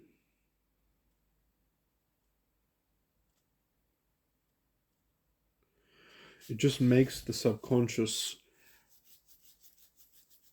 so unimportant. I mean, answer prayer, devotion. Answer prayer, devotion, worship declaration. The worship declaration is just so important to safeguarding the soul, as it were, or positioning the soul, articulating the soul. So they go from doing to do to have, and then only lastly they look at be. So if you're doing something and then you do something to have something, and very at the end of the day you look at how you be.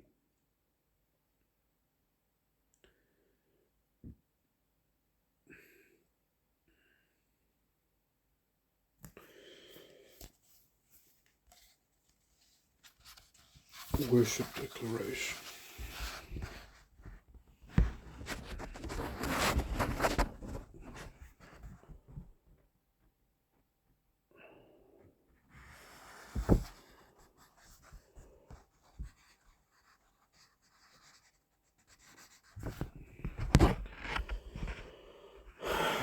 So the worship declaration.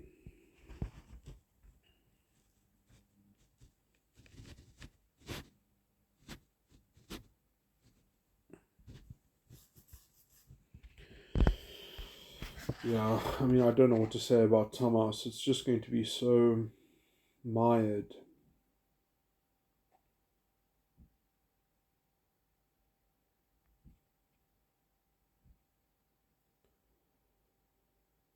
It's going to be so mired. The attention is going to be so far removed from being.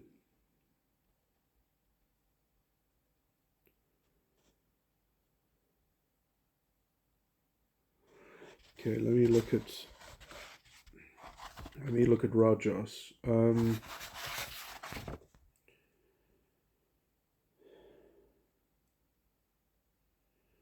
Let's see, Rajas starts at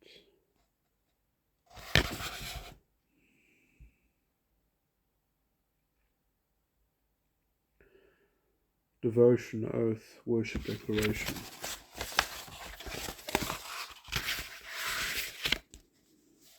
So they start in the ego, and then they look secondarily at the subconscious.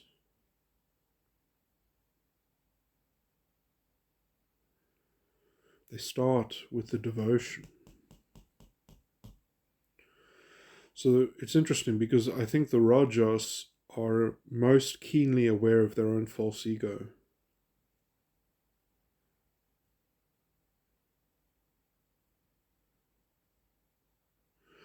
Whereas sattvic individuals are primed to break against their false ego complex. Rajas are embroiled, specifically with having to develop a devotion and then an oath.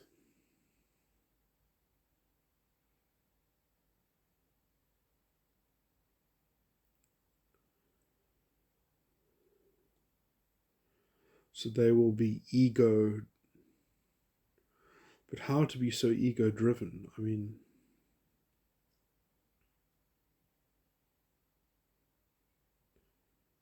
how to be so ego-driven? Oath, oath, oath.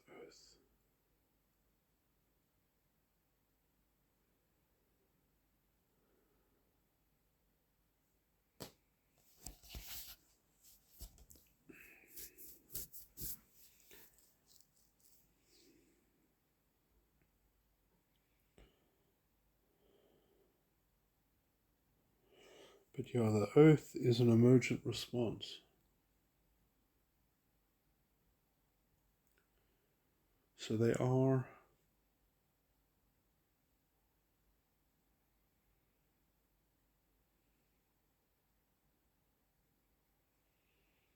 no, I mean they are setting up their subconscious through the devotion.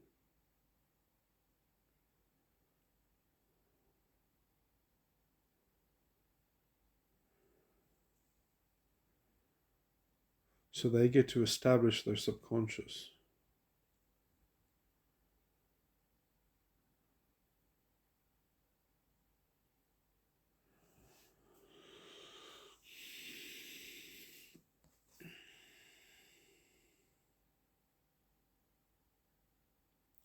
And then they make an oath because of it.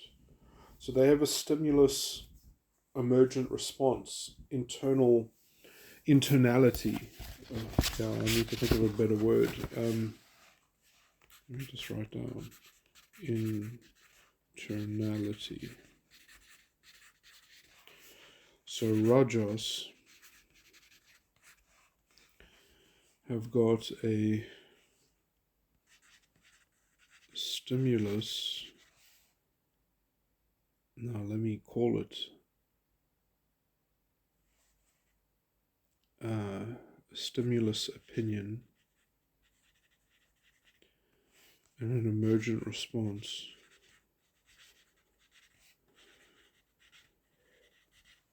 I don't even know what to call this though.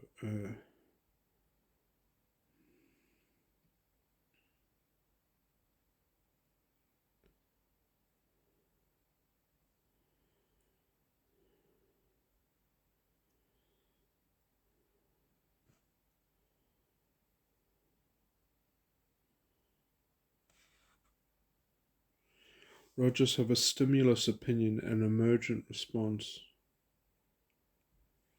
Foundation of the ego. Can I say that?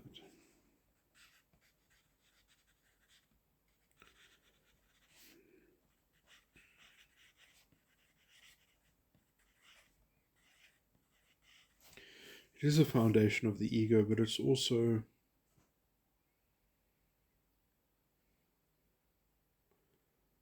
leading the unconscious.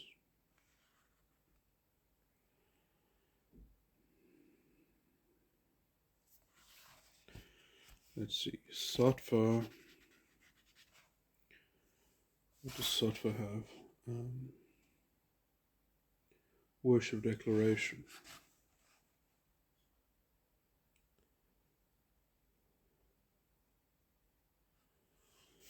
So that's an emergent response.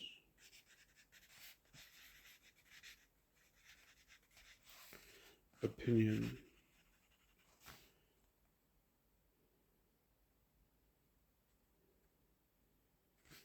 And a stimulus.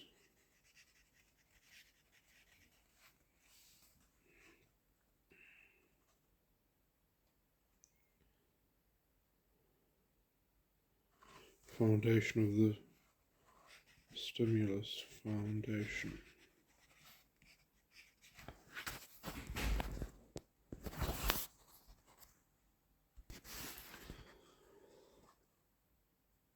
probably a better way of conceiving of these things is to see it almost algebraically as an arithmetic formula that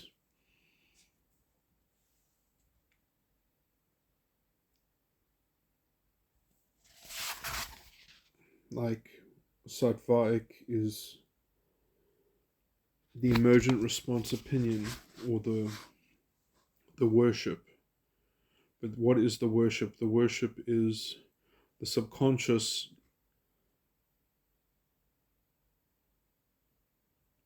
deducted by or reduced by the unconscious, the subconscious reduced by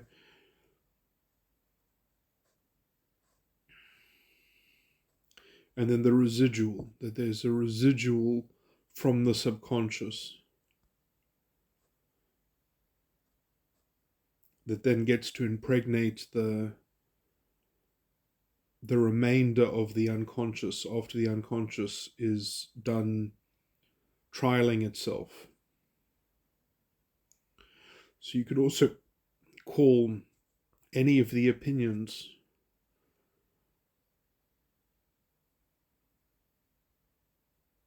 the worship, the altar, the devotion,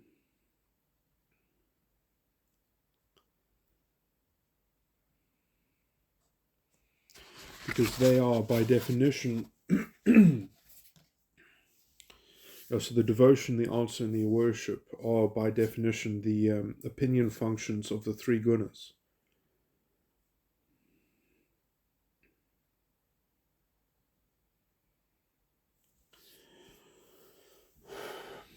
And some people just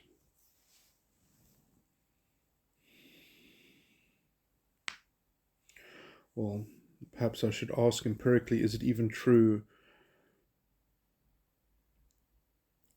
that people have that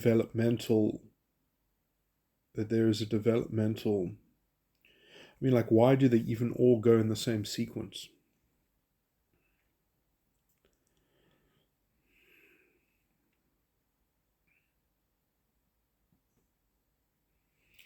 Why is there a sequence?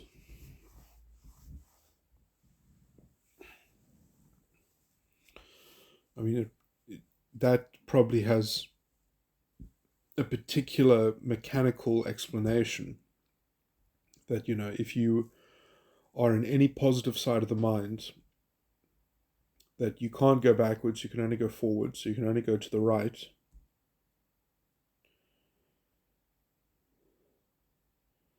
And you can't go immediately to the next side of the mind, because the next side of the mind negates what you are. So you have to jump, you always have to jump one. So you have to go from the subconscious to the ego via the worship. So the way to get from the subconscious forward is that the answer is that it's the foundation of the ego. But then why is the declaration formed before the oath? Because it has a preference to stay to its own side of the mind, because there's nothing stopping the declaration from developing. So you could go from the subconscious to the ego, but the other thread is the other way is still accessible. So let's say, for argument's sake, you could have a worship and then develop an oath.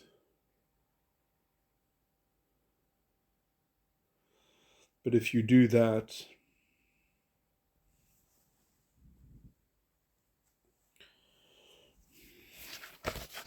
let's see, does it go from devotion oath? Yeah, devotion oath is the sequence.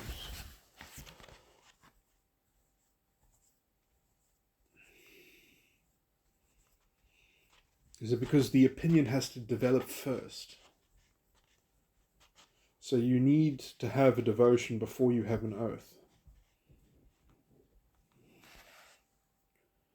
So you always go over the top before you go back down the bottom.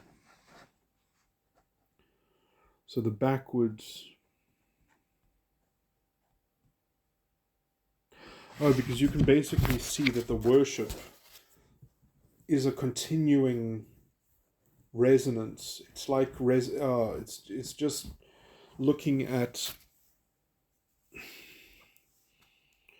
So the declaration is the same as the worship to some degree. It's just that the declaration is what you get back. So what you put out, you get a consequence back.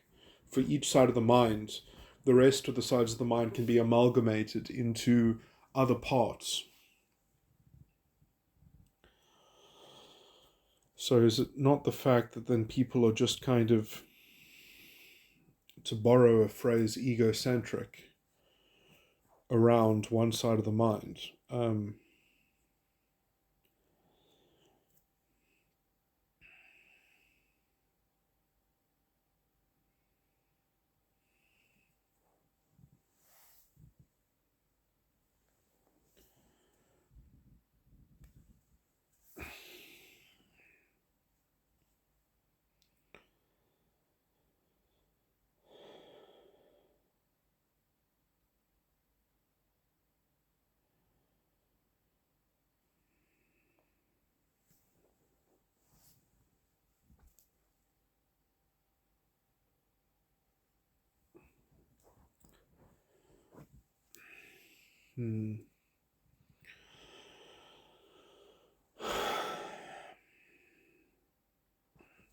That's not what I was looking up there. Let's see. So let me actually do some diligent work here.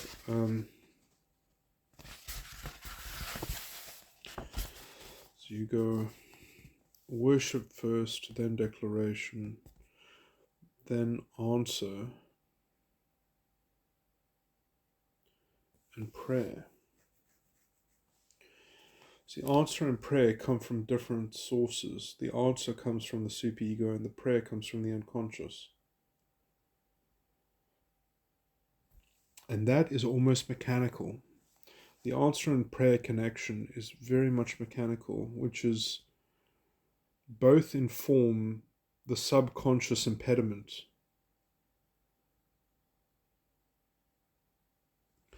So really, yeah, I mean, I was earlier describing everything in relation to the subconscious. And then it's probably very important to have subconscious beliefs about one's own internal structure, because then the subconscious can break out of its container.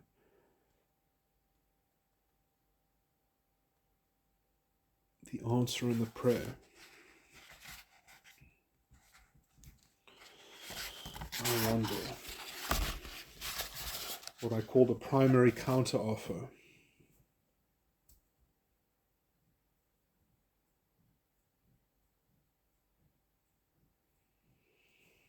What is it a primary counteroffer to? Man, philosophizing about this gets really confusing.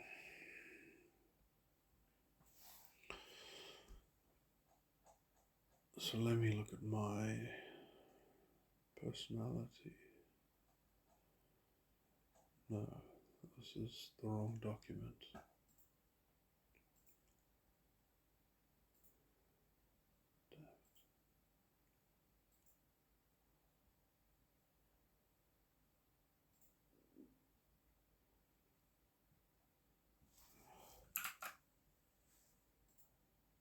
Here we go.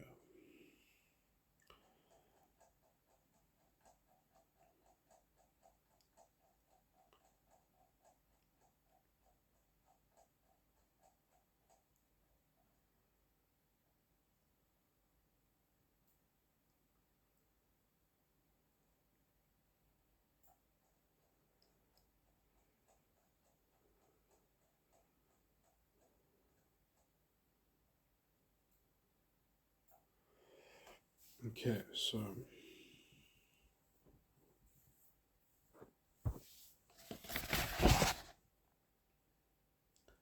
answer prayers, the third and the fourth one, seeming to be motivated by why everyone should care for one must be true. Explains why you're angry about why things are the way they seem to you.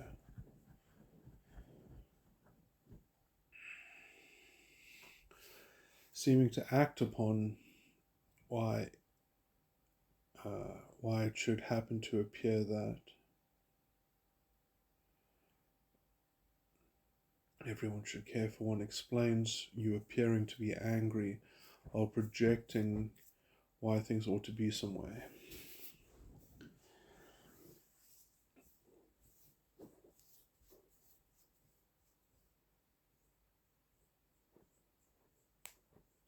Seeming to act upon.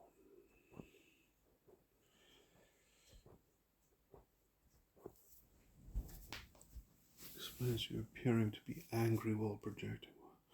And I'm not even sure if these emotional tones are the updated definition. Maybe we should just double check that. What's the difference? Angry is TE over FE. Experiencing a sense of what things will be like, distinguished by a stronger sense of what those things would be like. Experiencing a sense of what things will be like, distinguished by what those things would be like. No, that doesn't sound good.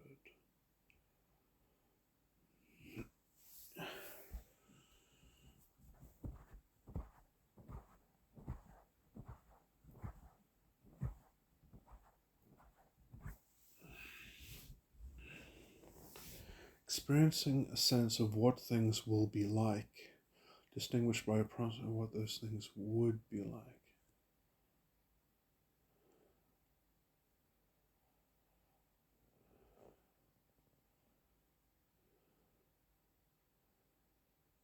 I guess I should say the word should would be better. Why does it say would there? Man, it's 2013. Needs to seen updated.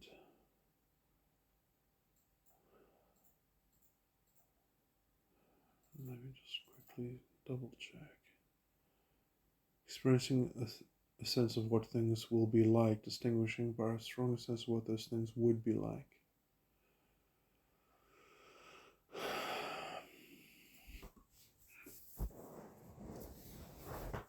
Will be like and would be like.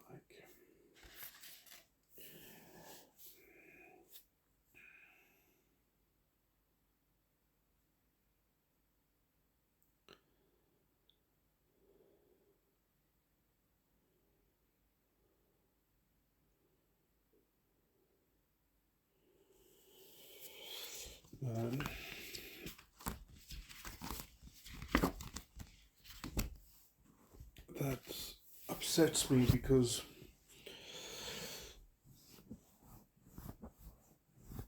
I know the function that it's referring to. It's referring to, when it says would be like, it's referring to trust. So it's instinct with a greater, but trust doesn't sound like what things would be like. You could say what they ought to be like.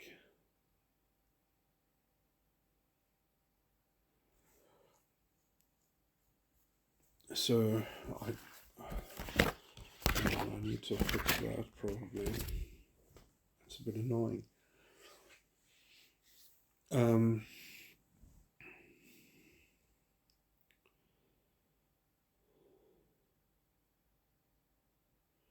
It's very subtle though as well. What's being described there in my primary counteroffer.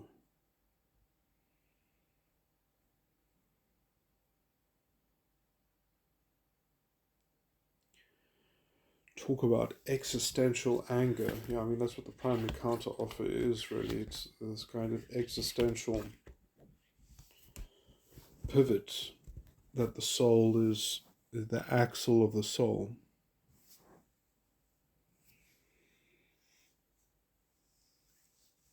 Man, what can I...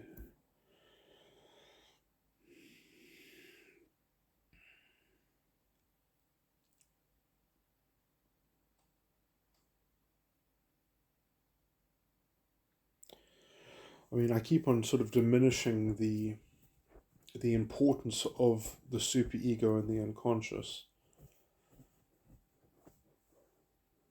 But I mean, do you really have to project something onto your environment?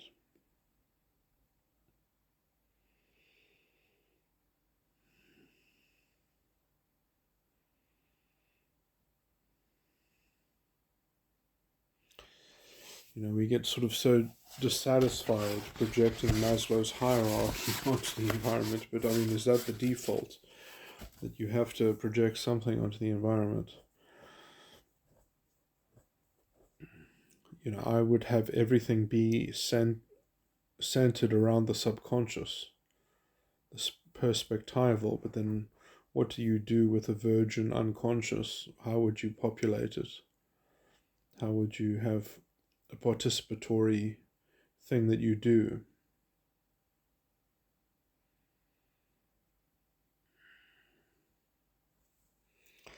Yeah, these are things that kind of go beyond my modeling, and that they go beyond, because in some sense it's how the self relates to the self is what I'm centered in mapping and modeling.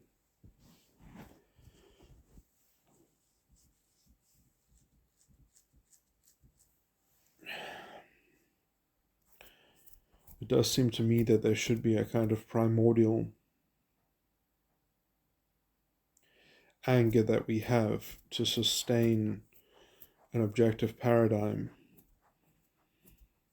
You know, I do think that the model of my false ego complex is something that can be seen as a universal door to liberation.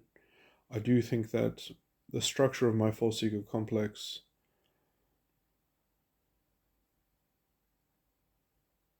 is something that is perhaps worth emulating in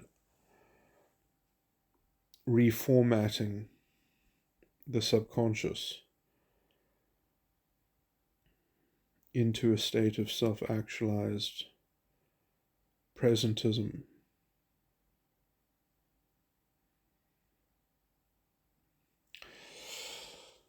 But you perhaps have to really have a worldview where that is the thing that's worth doing.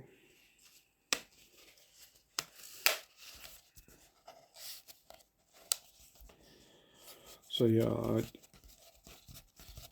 I have psychology models, but the theory is not easy for me to ground in any kind of substantive proof, because there's so many value-laden labels. You know, it stops being a science and it starts being a kind of chemistry factory, or you know, like a, because chemistry is you know, can you make something viable and useful from inert substances?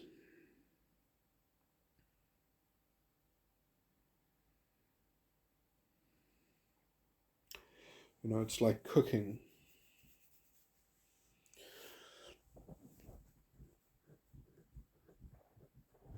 So I have arranged the highest standard of ingredients, but in my stylistic interpretation, I don't really have clear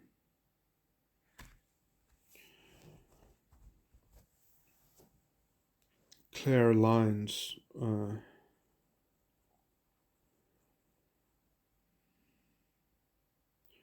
from which to develop concrete conclusions. Perhaps I should stick to just describing different types and different personalities and developing a utility from the depth of description. But I mean, it already has that capability.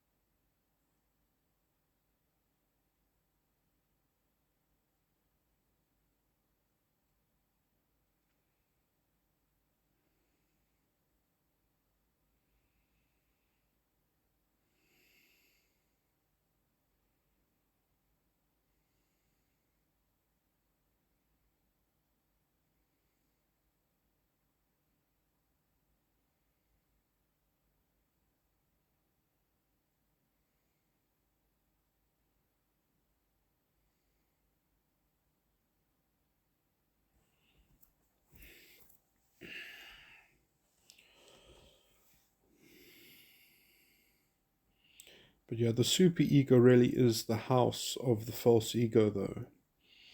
But you do have to develop a narrative, let's just say, in order to live in a narrative, to live throughout a narrative. I say throughout because you need to live through something and you need to live out of it. In terms of self-actualization. So you do need to start with something.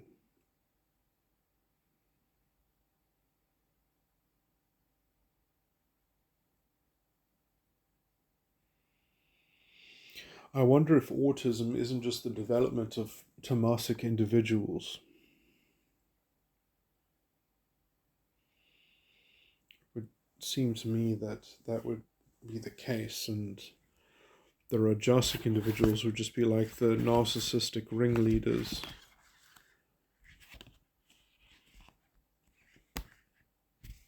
Who use the rest as a kind of fodder. And who don't have morality.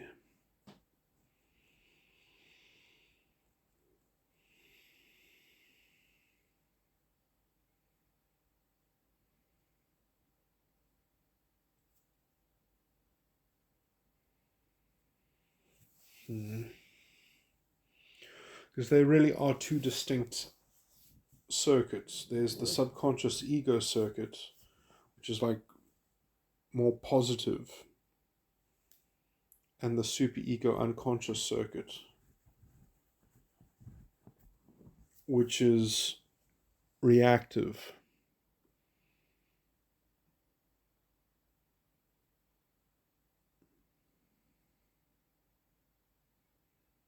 And related to conditioning.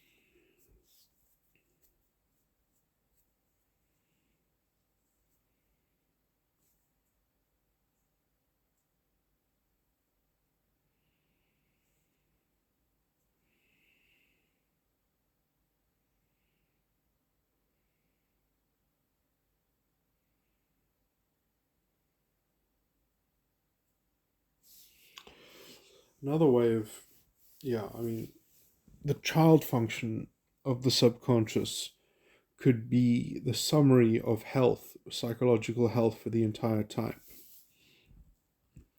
So let's see, in my type it is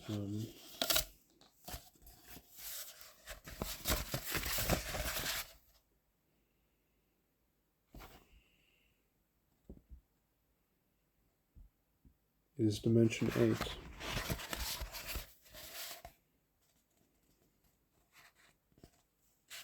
That's very interesting.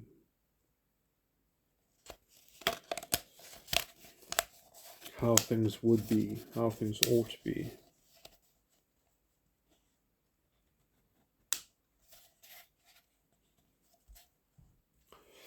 Man, why in the emotional tones did I invert would and should? Let me see, dimension. Let me look at the emotional tones involved in dimension 8.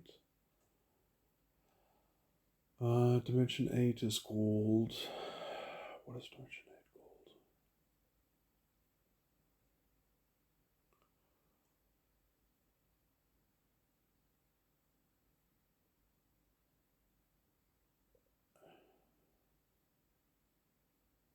Appraisal.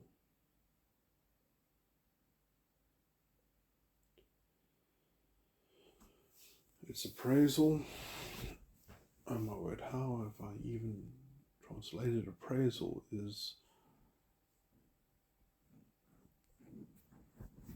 an appreciation of how those things should be.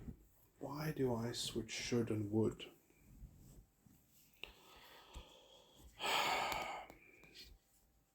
It's because there it's subjective.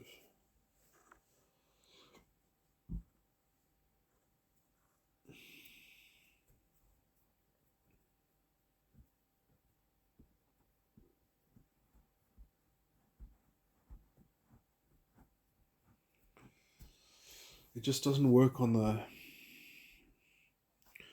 rationality functions. The rationality functions, you can't just switch should and would. It doesn't come out nicely. And then if I go should and ought, is there a big enough distinction between should and ought? If I use should for the intellectualization functions, and I use ought for the rationalization functions, you get opinion functions, notion functions, rationalization, intellectualization. Those are the 4 types of functions. And it's all based on the opinion function. So that's the lowest set of the in each guna. That's the foundation of the pyramid.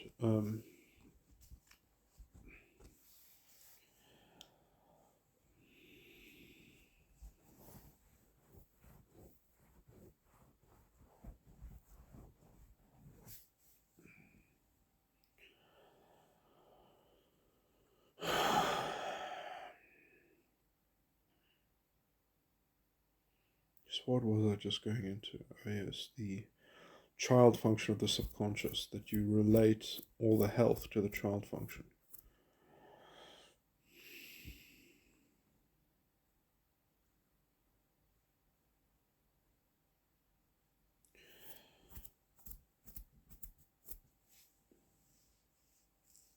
Yeah, but to call the false ego healthy, so the health of the false ego you relate to the child function of the subconscious.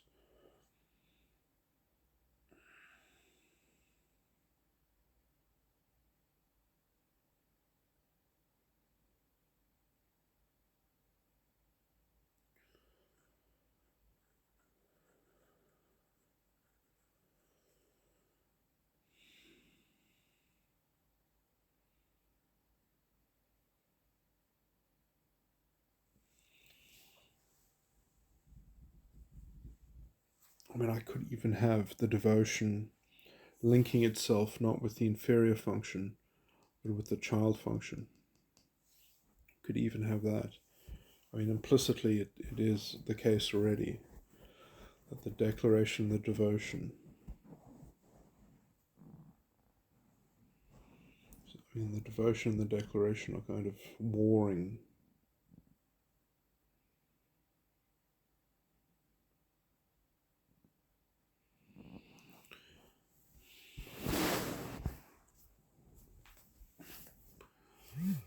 So let's see, where's this?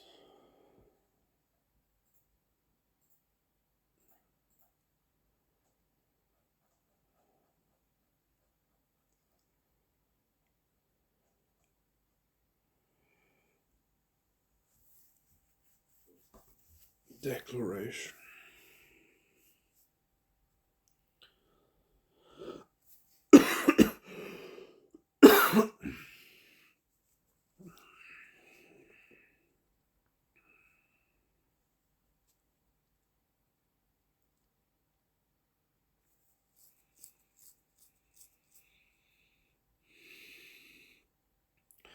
Because I guess the major imbalance of the structure of the false ego complex is that the devotion is going to ignore the superego. And so the devotion could be outsized and kind of in left field, could be completely off.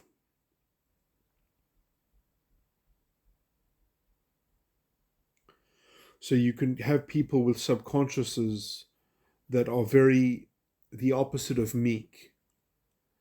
Yeah, so subconscious elaborance is a kind of aberration. Elaborance. So what I mean by that is kind of aberrant and elaborated.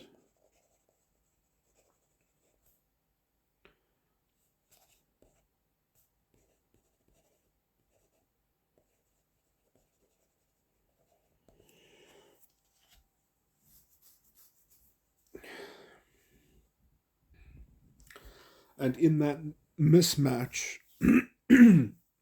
you have the full operation of the superego and unconscious kind of being able to play in that space. So the difference between the devotion and the declaration is the space in the soul in which the devil can play, I would say.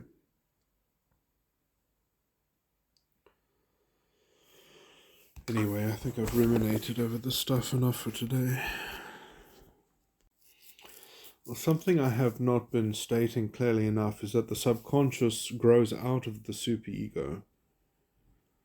So it's sort of that you're doing something, and that what you are doing you are failing. And then in the repurposed second glance, second digestion of what it is that you're doing, in the aftermath of what you are doing, there's the emergence of the perspectival sense of how you be.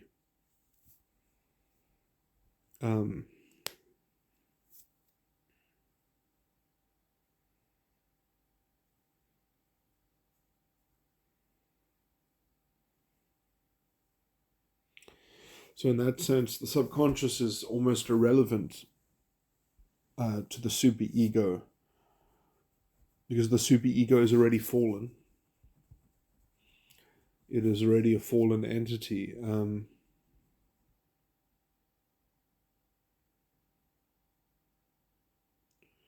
But yeah, it's in the first instance of picking yourself up that the new personality is crafted, I would say. So the subconscious sort of is the continual rebirth, as it were. And I think that in the first instance of the superego, there is no... you see, what I'm doing now is I'm building a philosophical framework from the psychological structure.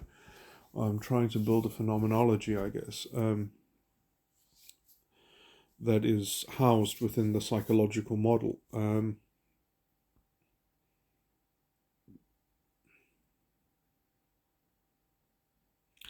So what the subconscious has to attain to is a kind of self-forgiveness and a permission for itself to exist as an entity, as a risen entity, as a risen from the fall of the superego. So risen from the grave, that the superego is spiritually dead, but that the subconscious is spiritually alive. So that's where I think the doctrine of Christ sort of fits in, that it has to fit into the inferior function of the superego, which is being overinflated by the ego's devotion, and which needs to be grounded by the declaration of the subconscious. Now, is the declaration the first thing? Isn't it the worship first before the declaration? Yes, it is. So if only the subconscious could focus on its declaration in balancing and meting out and, in some sense, cutting down the ego, which it can do with the worship, but it needs to make the worship... I think the worship and the declaration have to be married within the subconscious.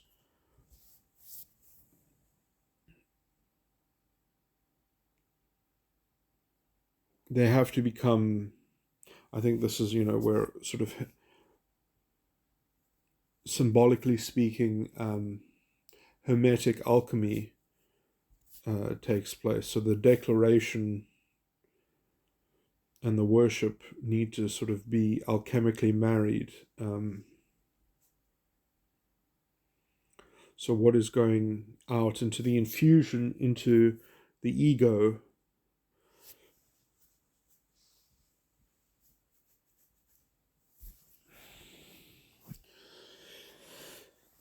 because I want to add to this. I want to say that the answer in the prayer between the superego and the unconscious is really an answer and a prayer of the God of the world, which is another name for Satan.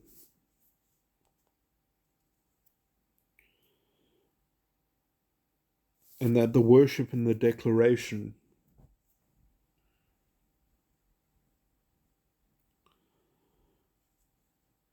so you have the God of the world in your own psychology. And now what I could locate now is exactly, in using the terminology in Revelations, is what is the beast, what is the dragon, and what is the false prophet. But I think that those are heavily connected to the superego.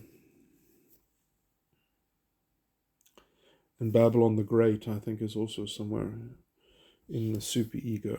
And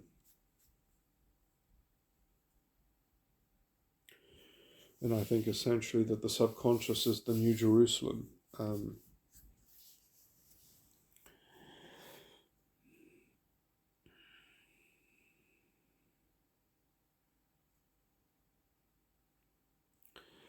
But let's just say the child function, the dominant function, and the parent function in the superego.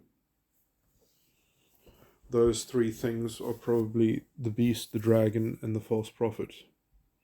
Probably the parent function is the false prophet.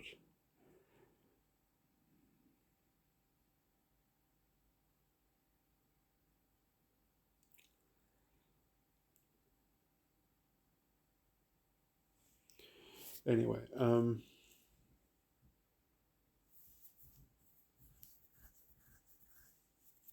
so there needs to be, for the subconscious to take root and to take hold of everything, the worship and the declaration have to be enough to counteract the answer and the prayer generated by the superego and the unconscious. So the procedural and the participatory, the procedural superego and the participatory unconscious is what you are doing and what you do. And in the Humean sense, we have a problem with what you are doing and what you do because we have no direct epistemic connection to it. So we can only be sensitive to it in ulterior ways.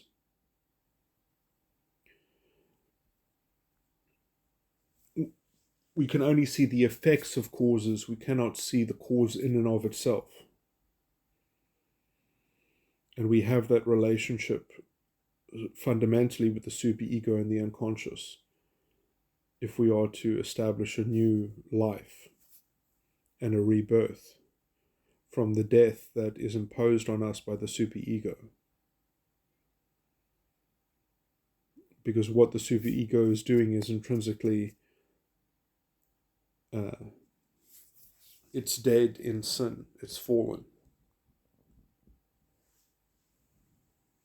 So the subconscious outpost has to develop a declaration and a worship. It has to develop a stimulus and an emergent response.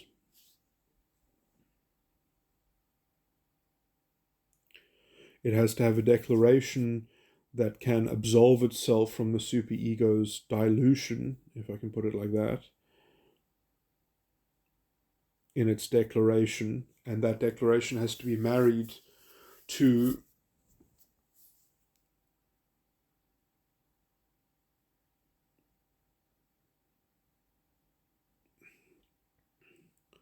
a propositional having or have in the ego's foundation.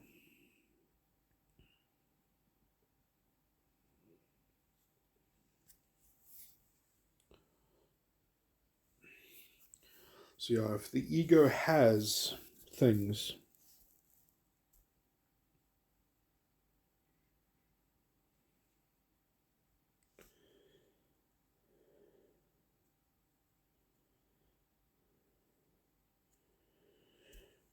what the ego may have,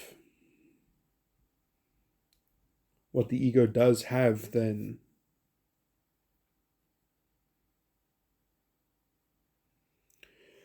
is it's imbued with a sense of worship.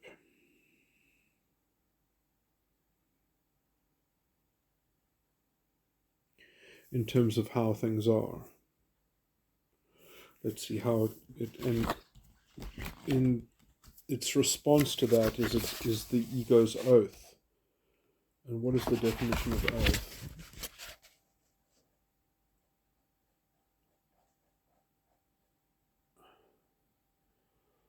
Style of reasoning why things should be some way, administering how things ought to be.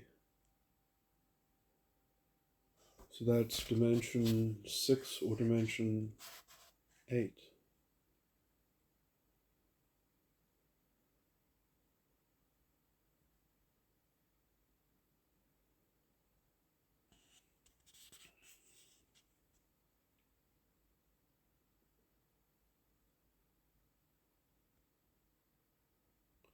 Wait, how things ought to be. I'm not sure if that's dimension 2 or dimension 8. Damn it. Yeah, you see, this is the ought and the shoulds and the woulds coming back to bite me. But I don't know which is which here. Let's see, oath. What I've got written here is, oh, it's placidity, it's dimension 2. I said the oath can be expressed in either of the two ways. Placidity, administering how things ought to be, that's dimension 2, and faith, style of reasoning why things should be some way, oh, that's dimension 13. So it's actually 13 and 2. Oh my word. So much of what I was saying earlier is now converted to gibberish. So let's see if the oath is 213. Let's see, the prayer. Prayer is eminence moderation. Prayer. Eminence is 6, moderation is 4.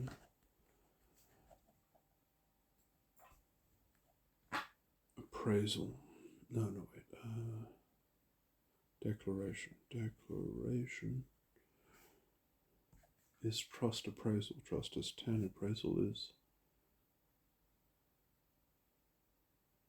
8. Style of reasoning how things should be. That's 10, that's trust, and intending what things ought to be like. Intending what things ought to be like. Man, how's that trust appraisal? Intending, the style of reasoning is the appraisal. Style of reasoning how things should be. So why?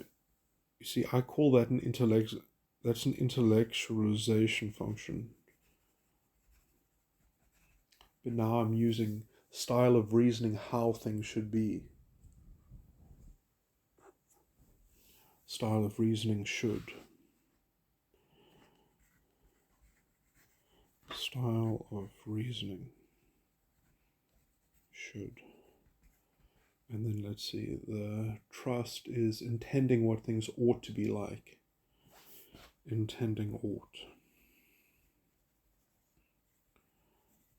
And that's rationalization. Rationalization. Intending ought.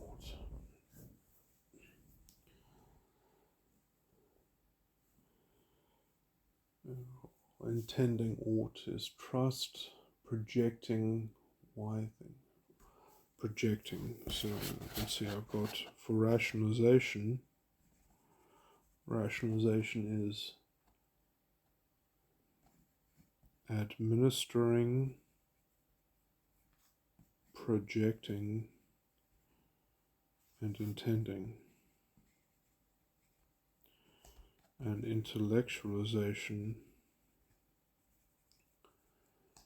I've got style of reasoning and should.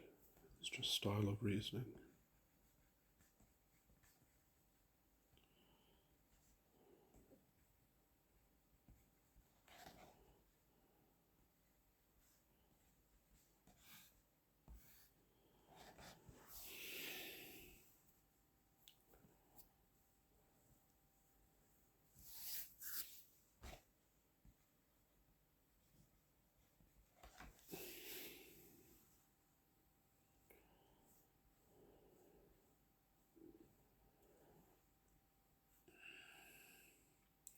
So in your style of reasoning that you should do something, that's an intellectualization. And in your administering, projecting, or intending what you ought, that's a rationalization. So that's how I said perceiving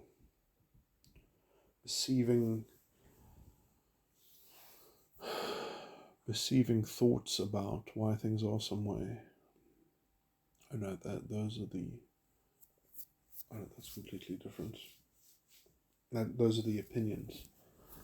The opinions are perceiving thoughts, beliefs,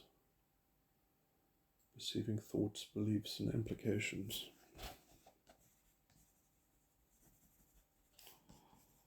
Thoughts, beliefs, implications, perceiving.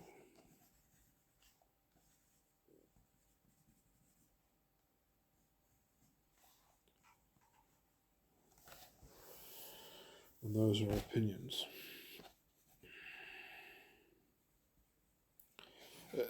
This is in the Greek sense of opinion. Anyway.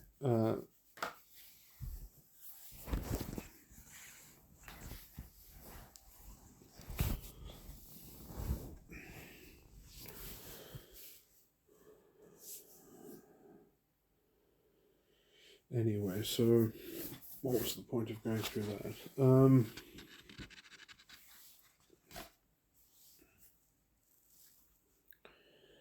Now I've got this labyrinth of terminology, sadly, that is rich in meaning.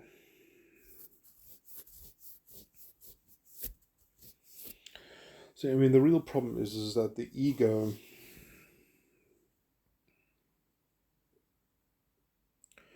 I'm trying to say should live for the subconscious,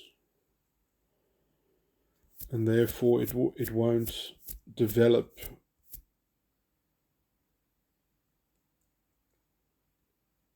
Can I say that it won't develop a trial? At least it won't develop a trial that emerges as a question from the unconscious. Or at least the question from the unconscious won't challenge the core substance of the ego.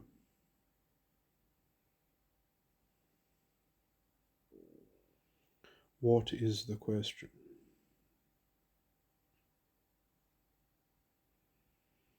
Do you understand your choices?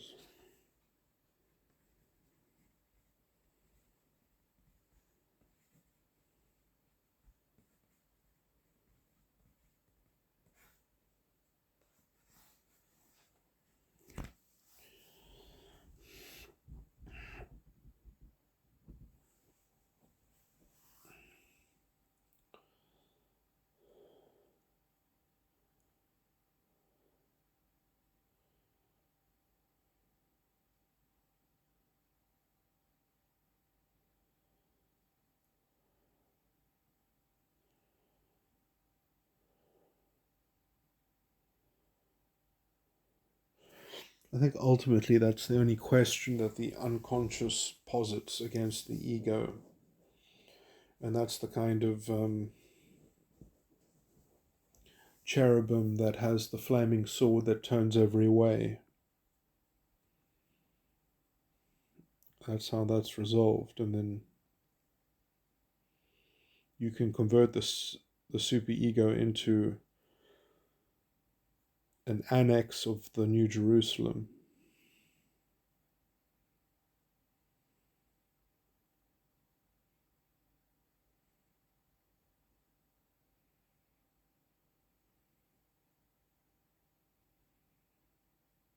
Yeah,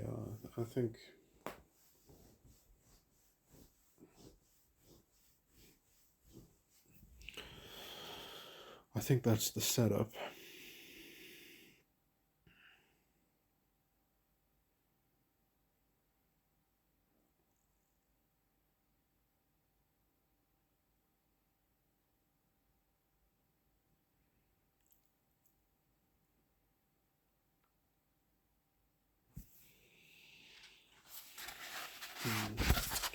So is there anything more I can really say?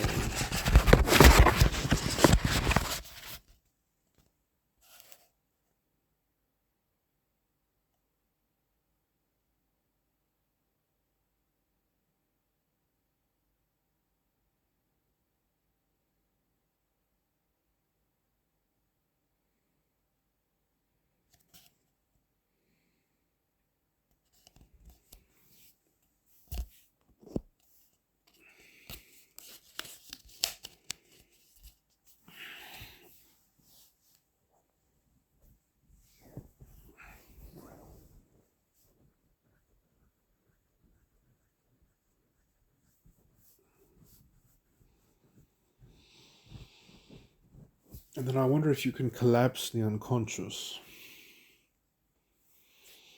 See, if you collapse the unconscious and you replace it, the only way to collapse the unconscious is to have a good relationship between the inferior function of the ego, is to endure the trial of the question from the unconscious, which is, do you understand your choices as an ego?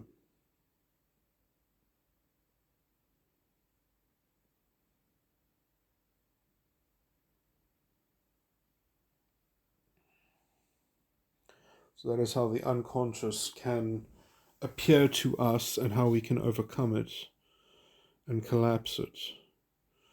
But now, how do I say that the superego is similarly defeated and collapsed? I think the superego must stay as a kind of unknowable, as a kind of primordial soup.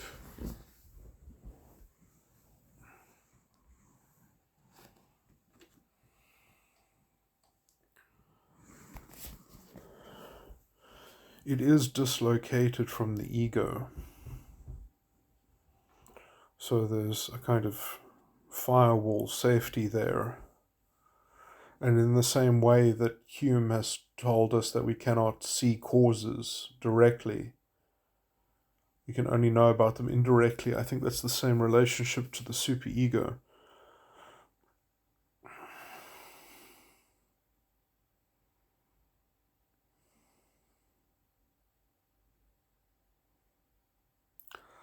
And so we kind of posit a superego to have that Humean category, as it were.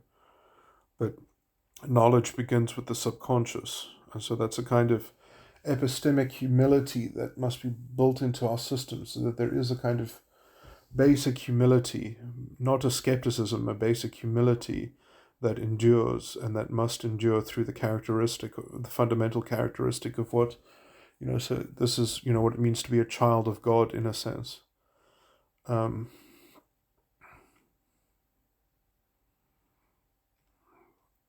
kind of basic humility that gives us a one-to-one capacity of exchanging with equals, people that are in the same existential boat as we are, and it's the same humble boat, as it were.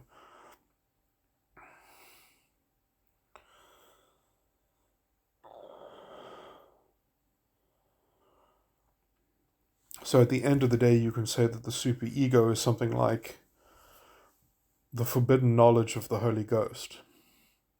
Because we don't know the future, we don't know. If you did know the superego and the content of the superego, you would know the future, as it were. Or you would have an image of the future that would be confused with the self. And then you would be cast into the problem of time, as I've described it. The problem of conceptualizing time incorrectly. and stuck in a kind of morality matrix of the false ego. So what I think I have now gone over and basically described is how you break the mold of the false ego and in its component parts still operate a functional subconscious and ego. But really the life is centered in the subconscious, because that's what we do have control over, and we can establish an understanding in the subconscious.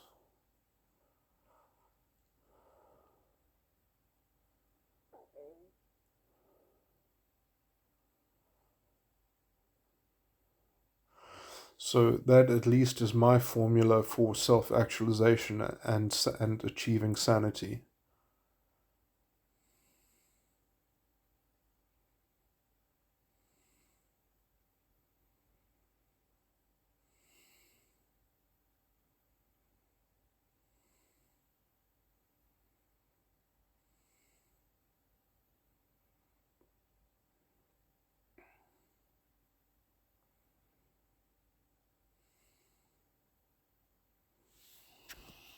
I guess that's everything.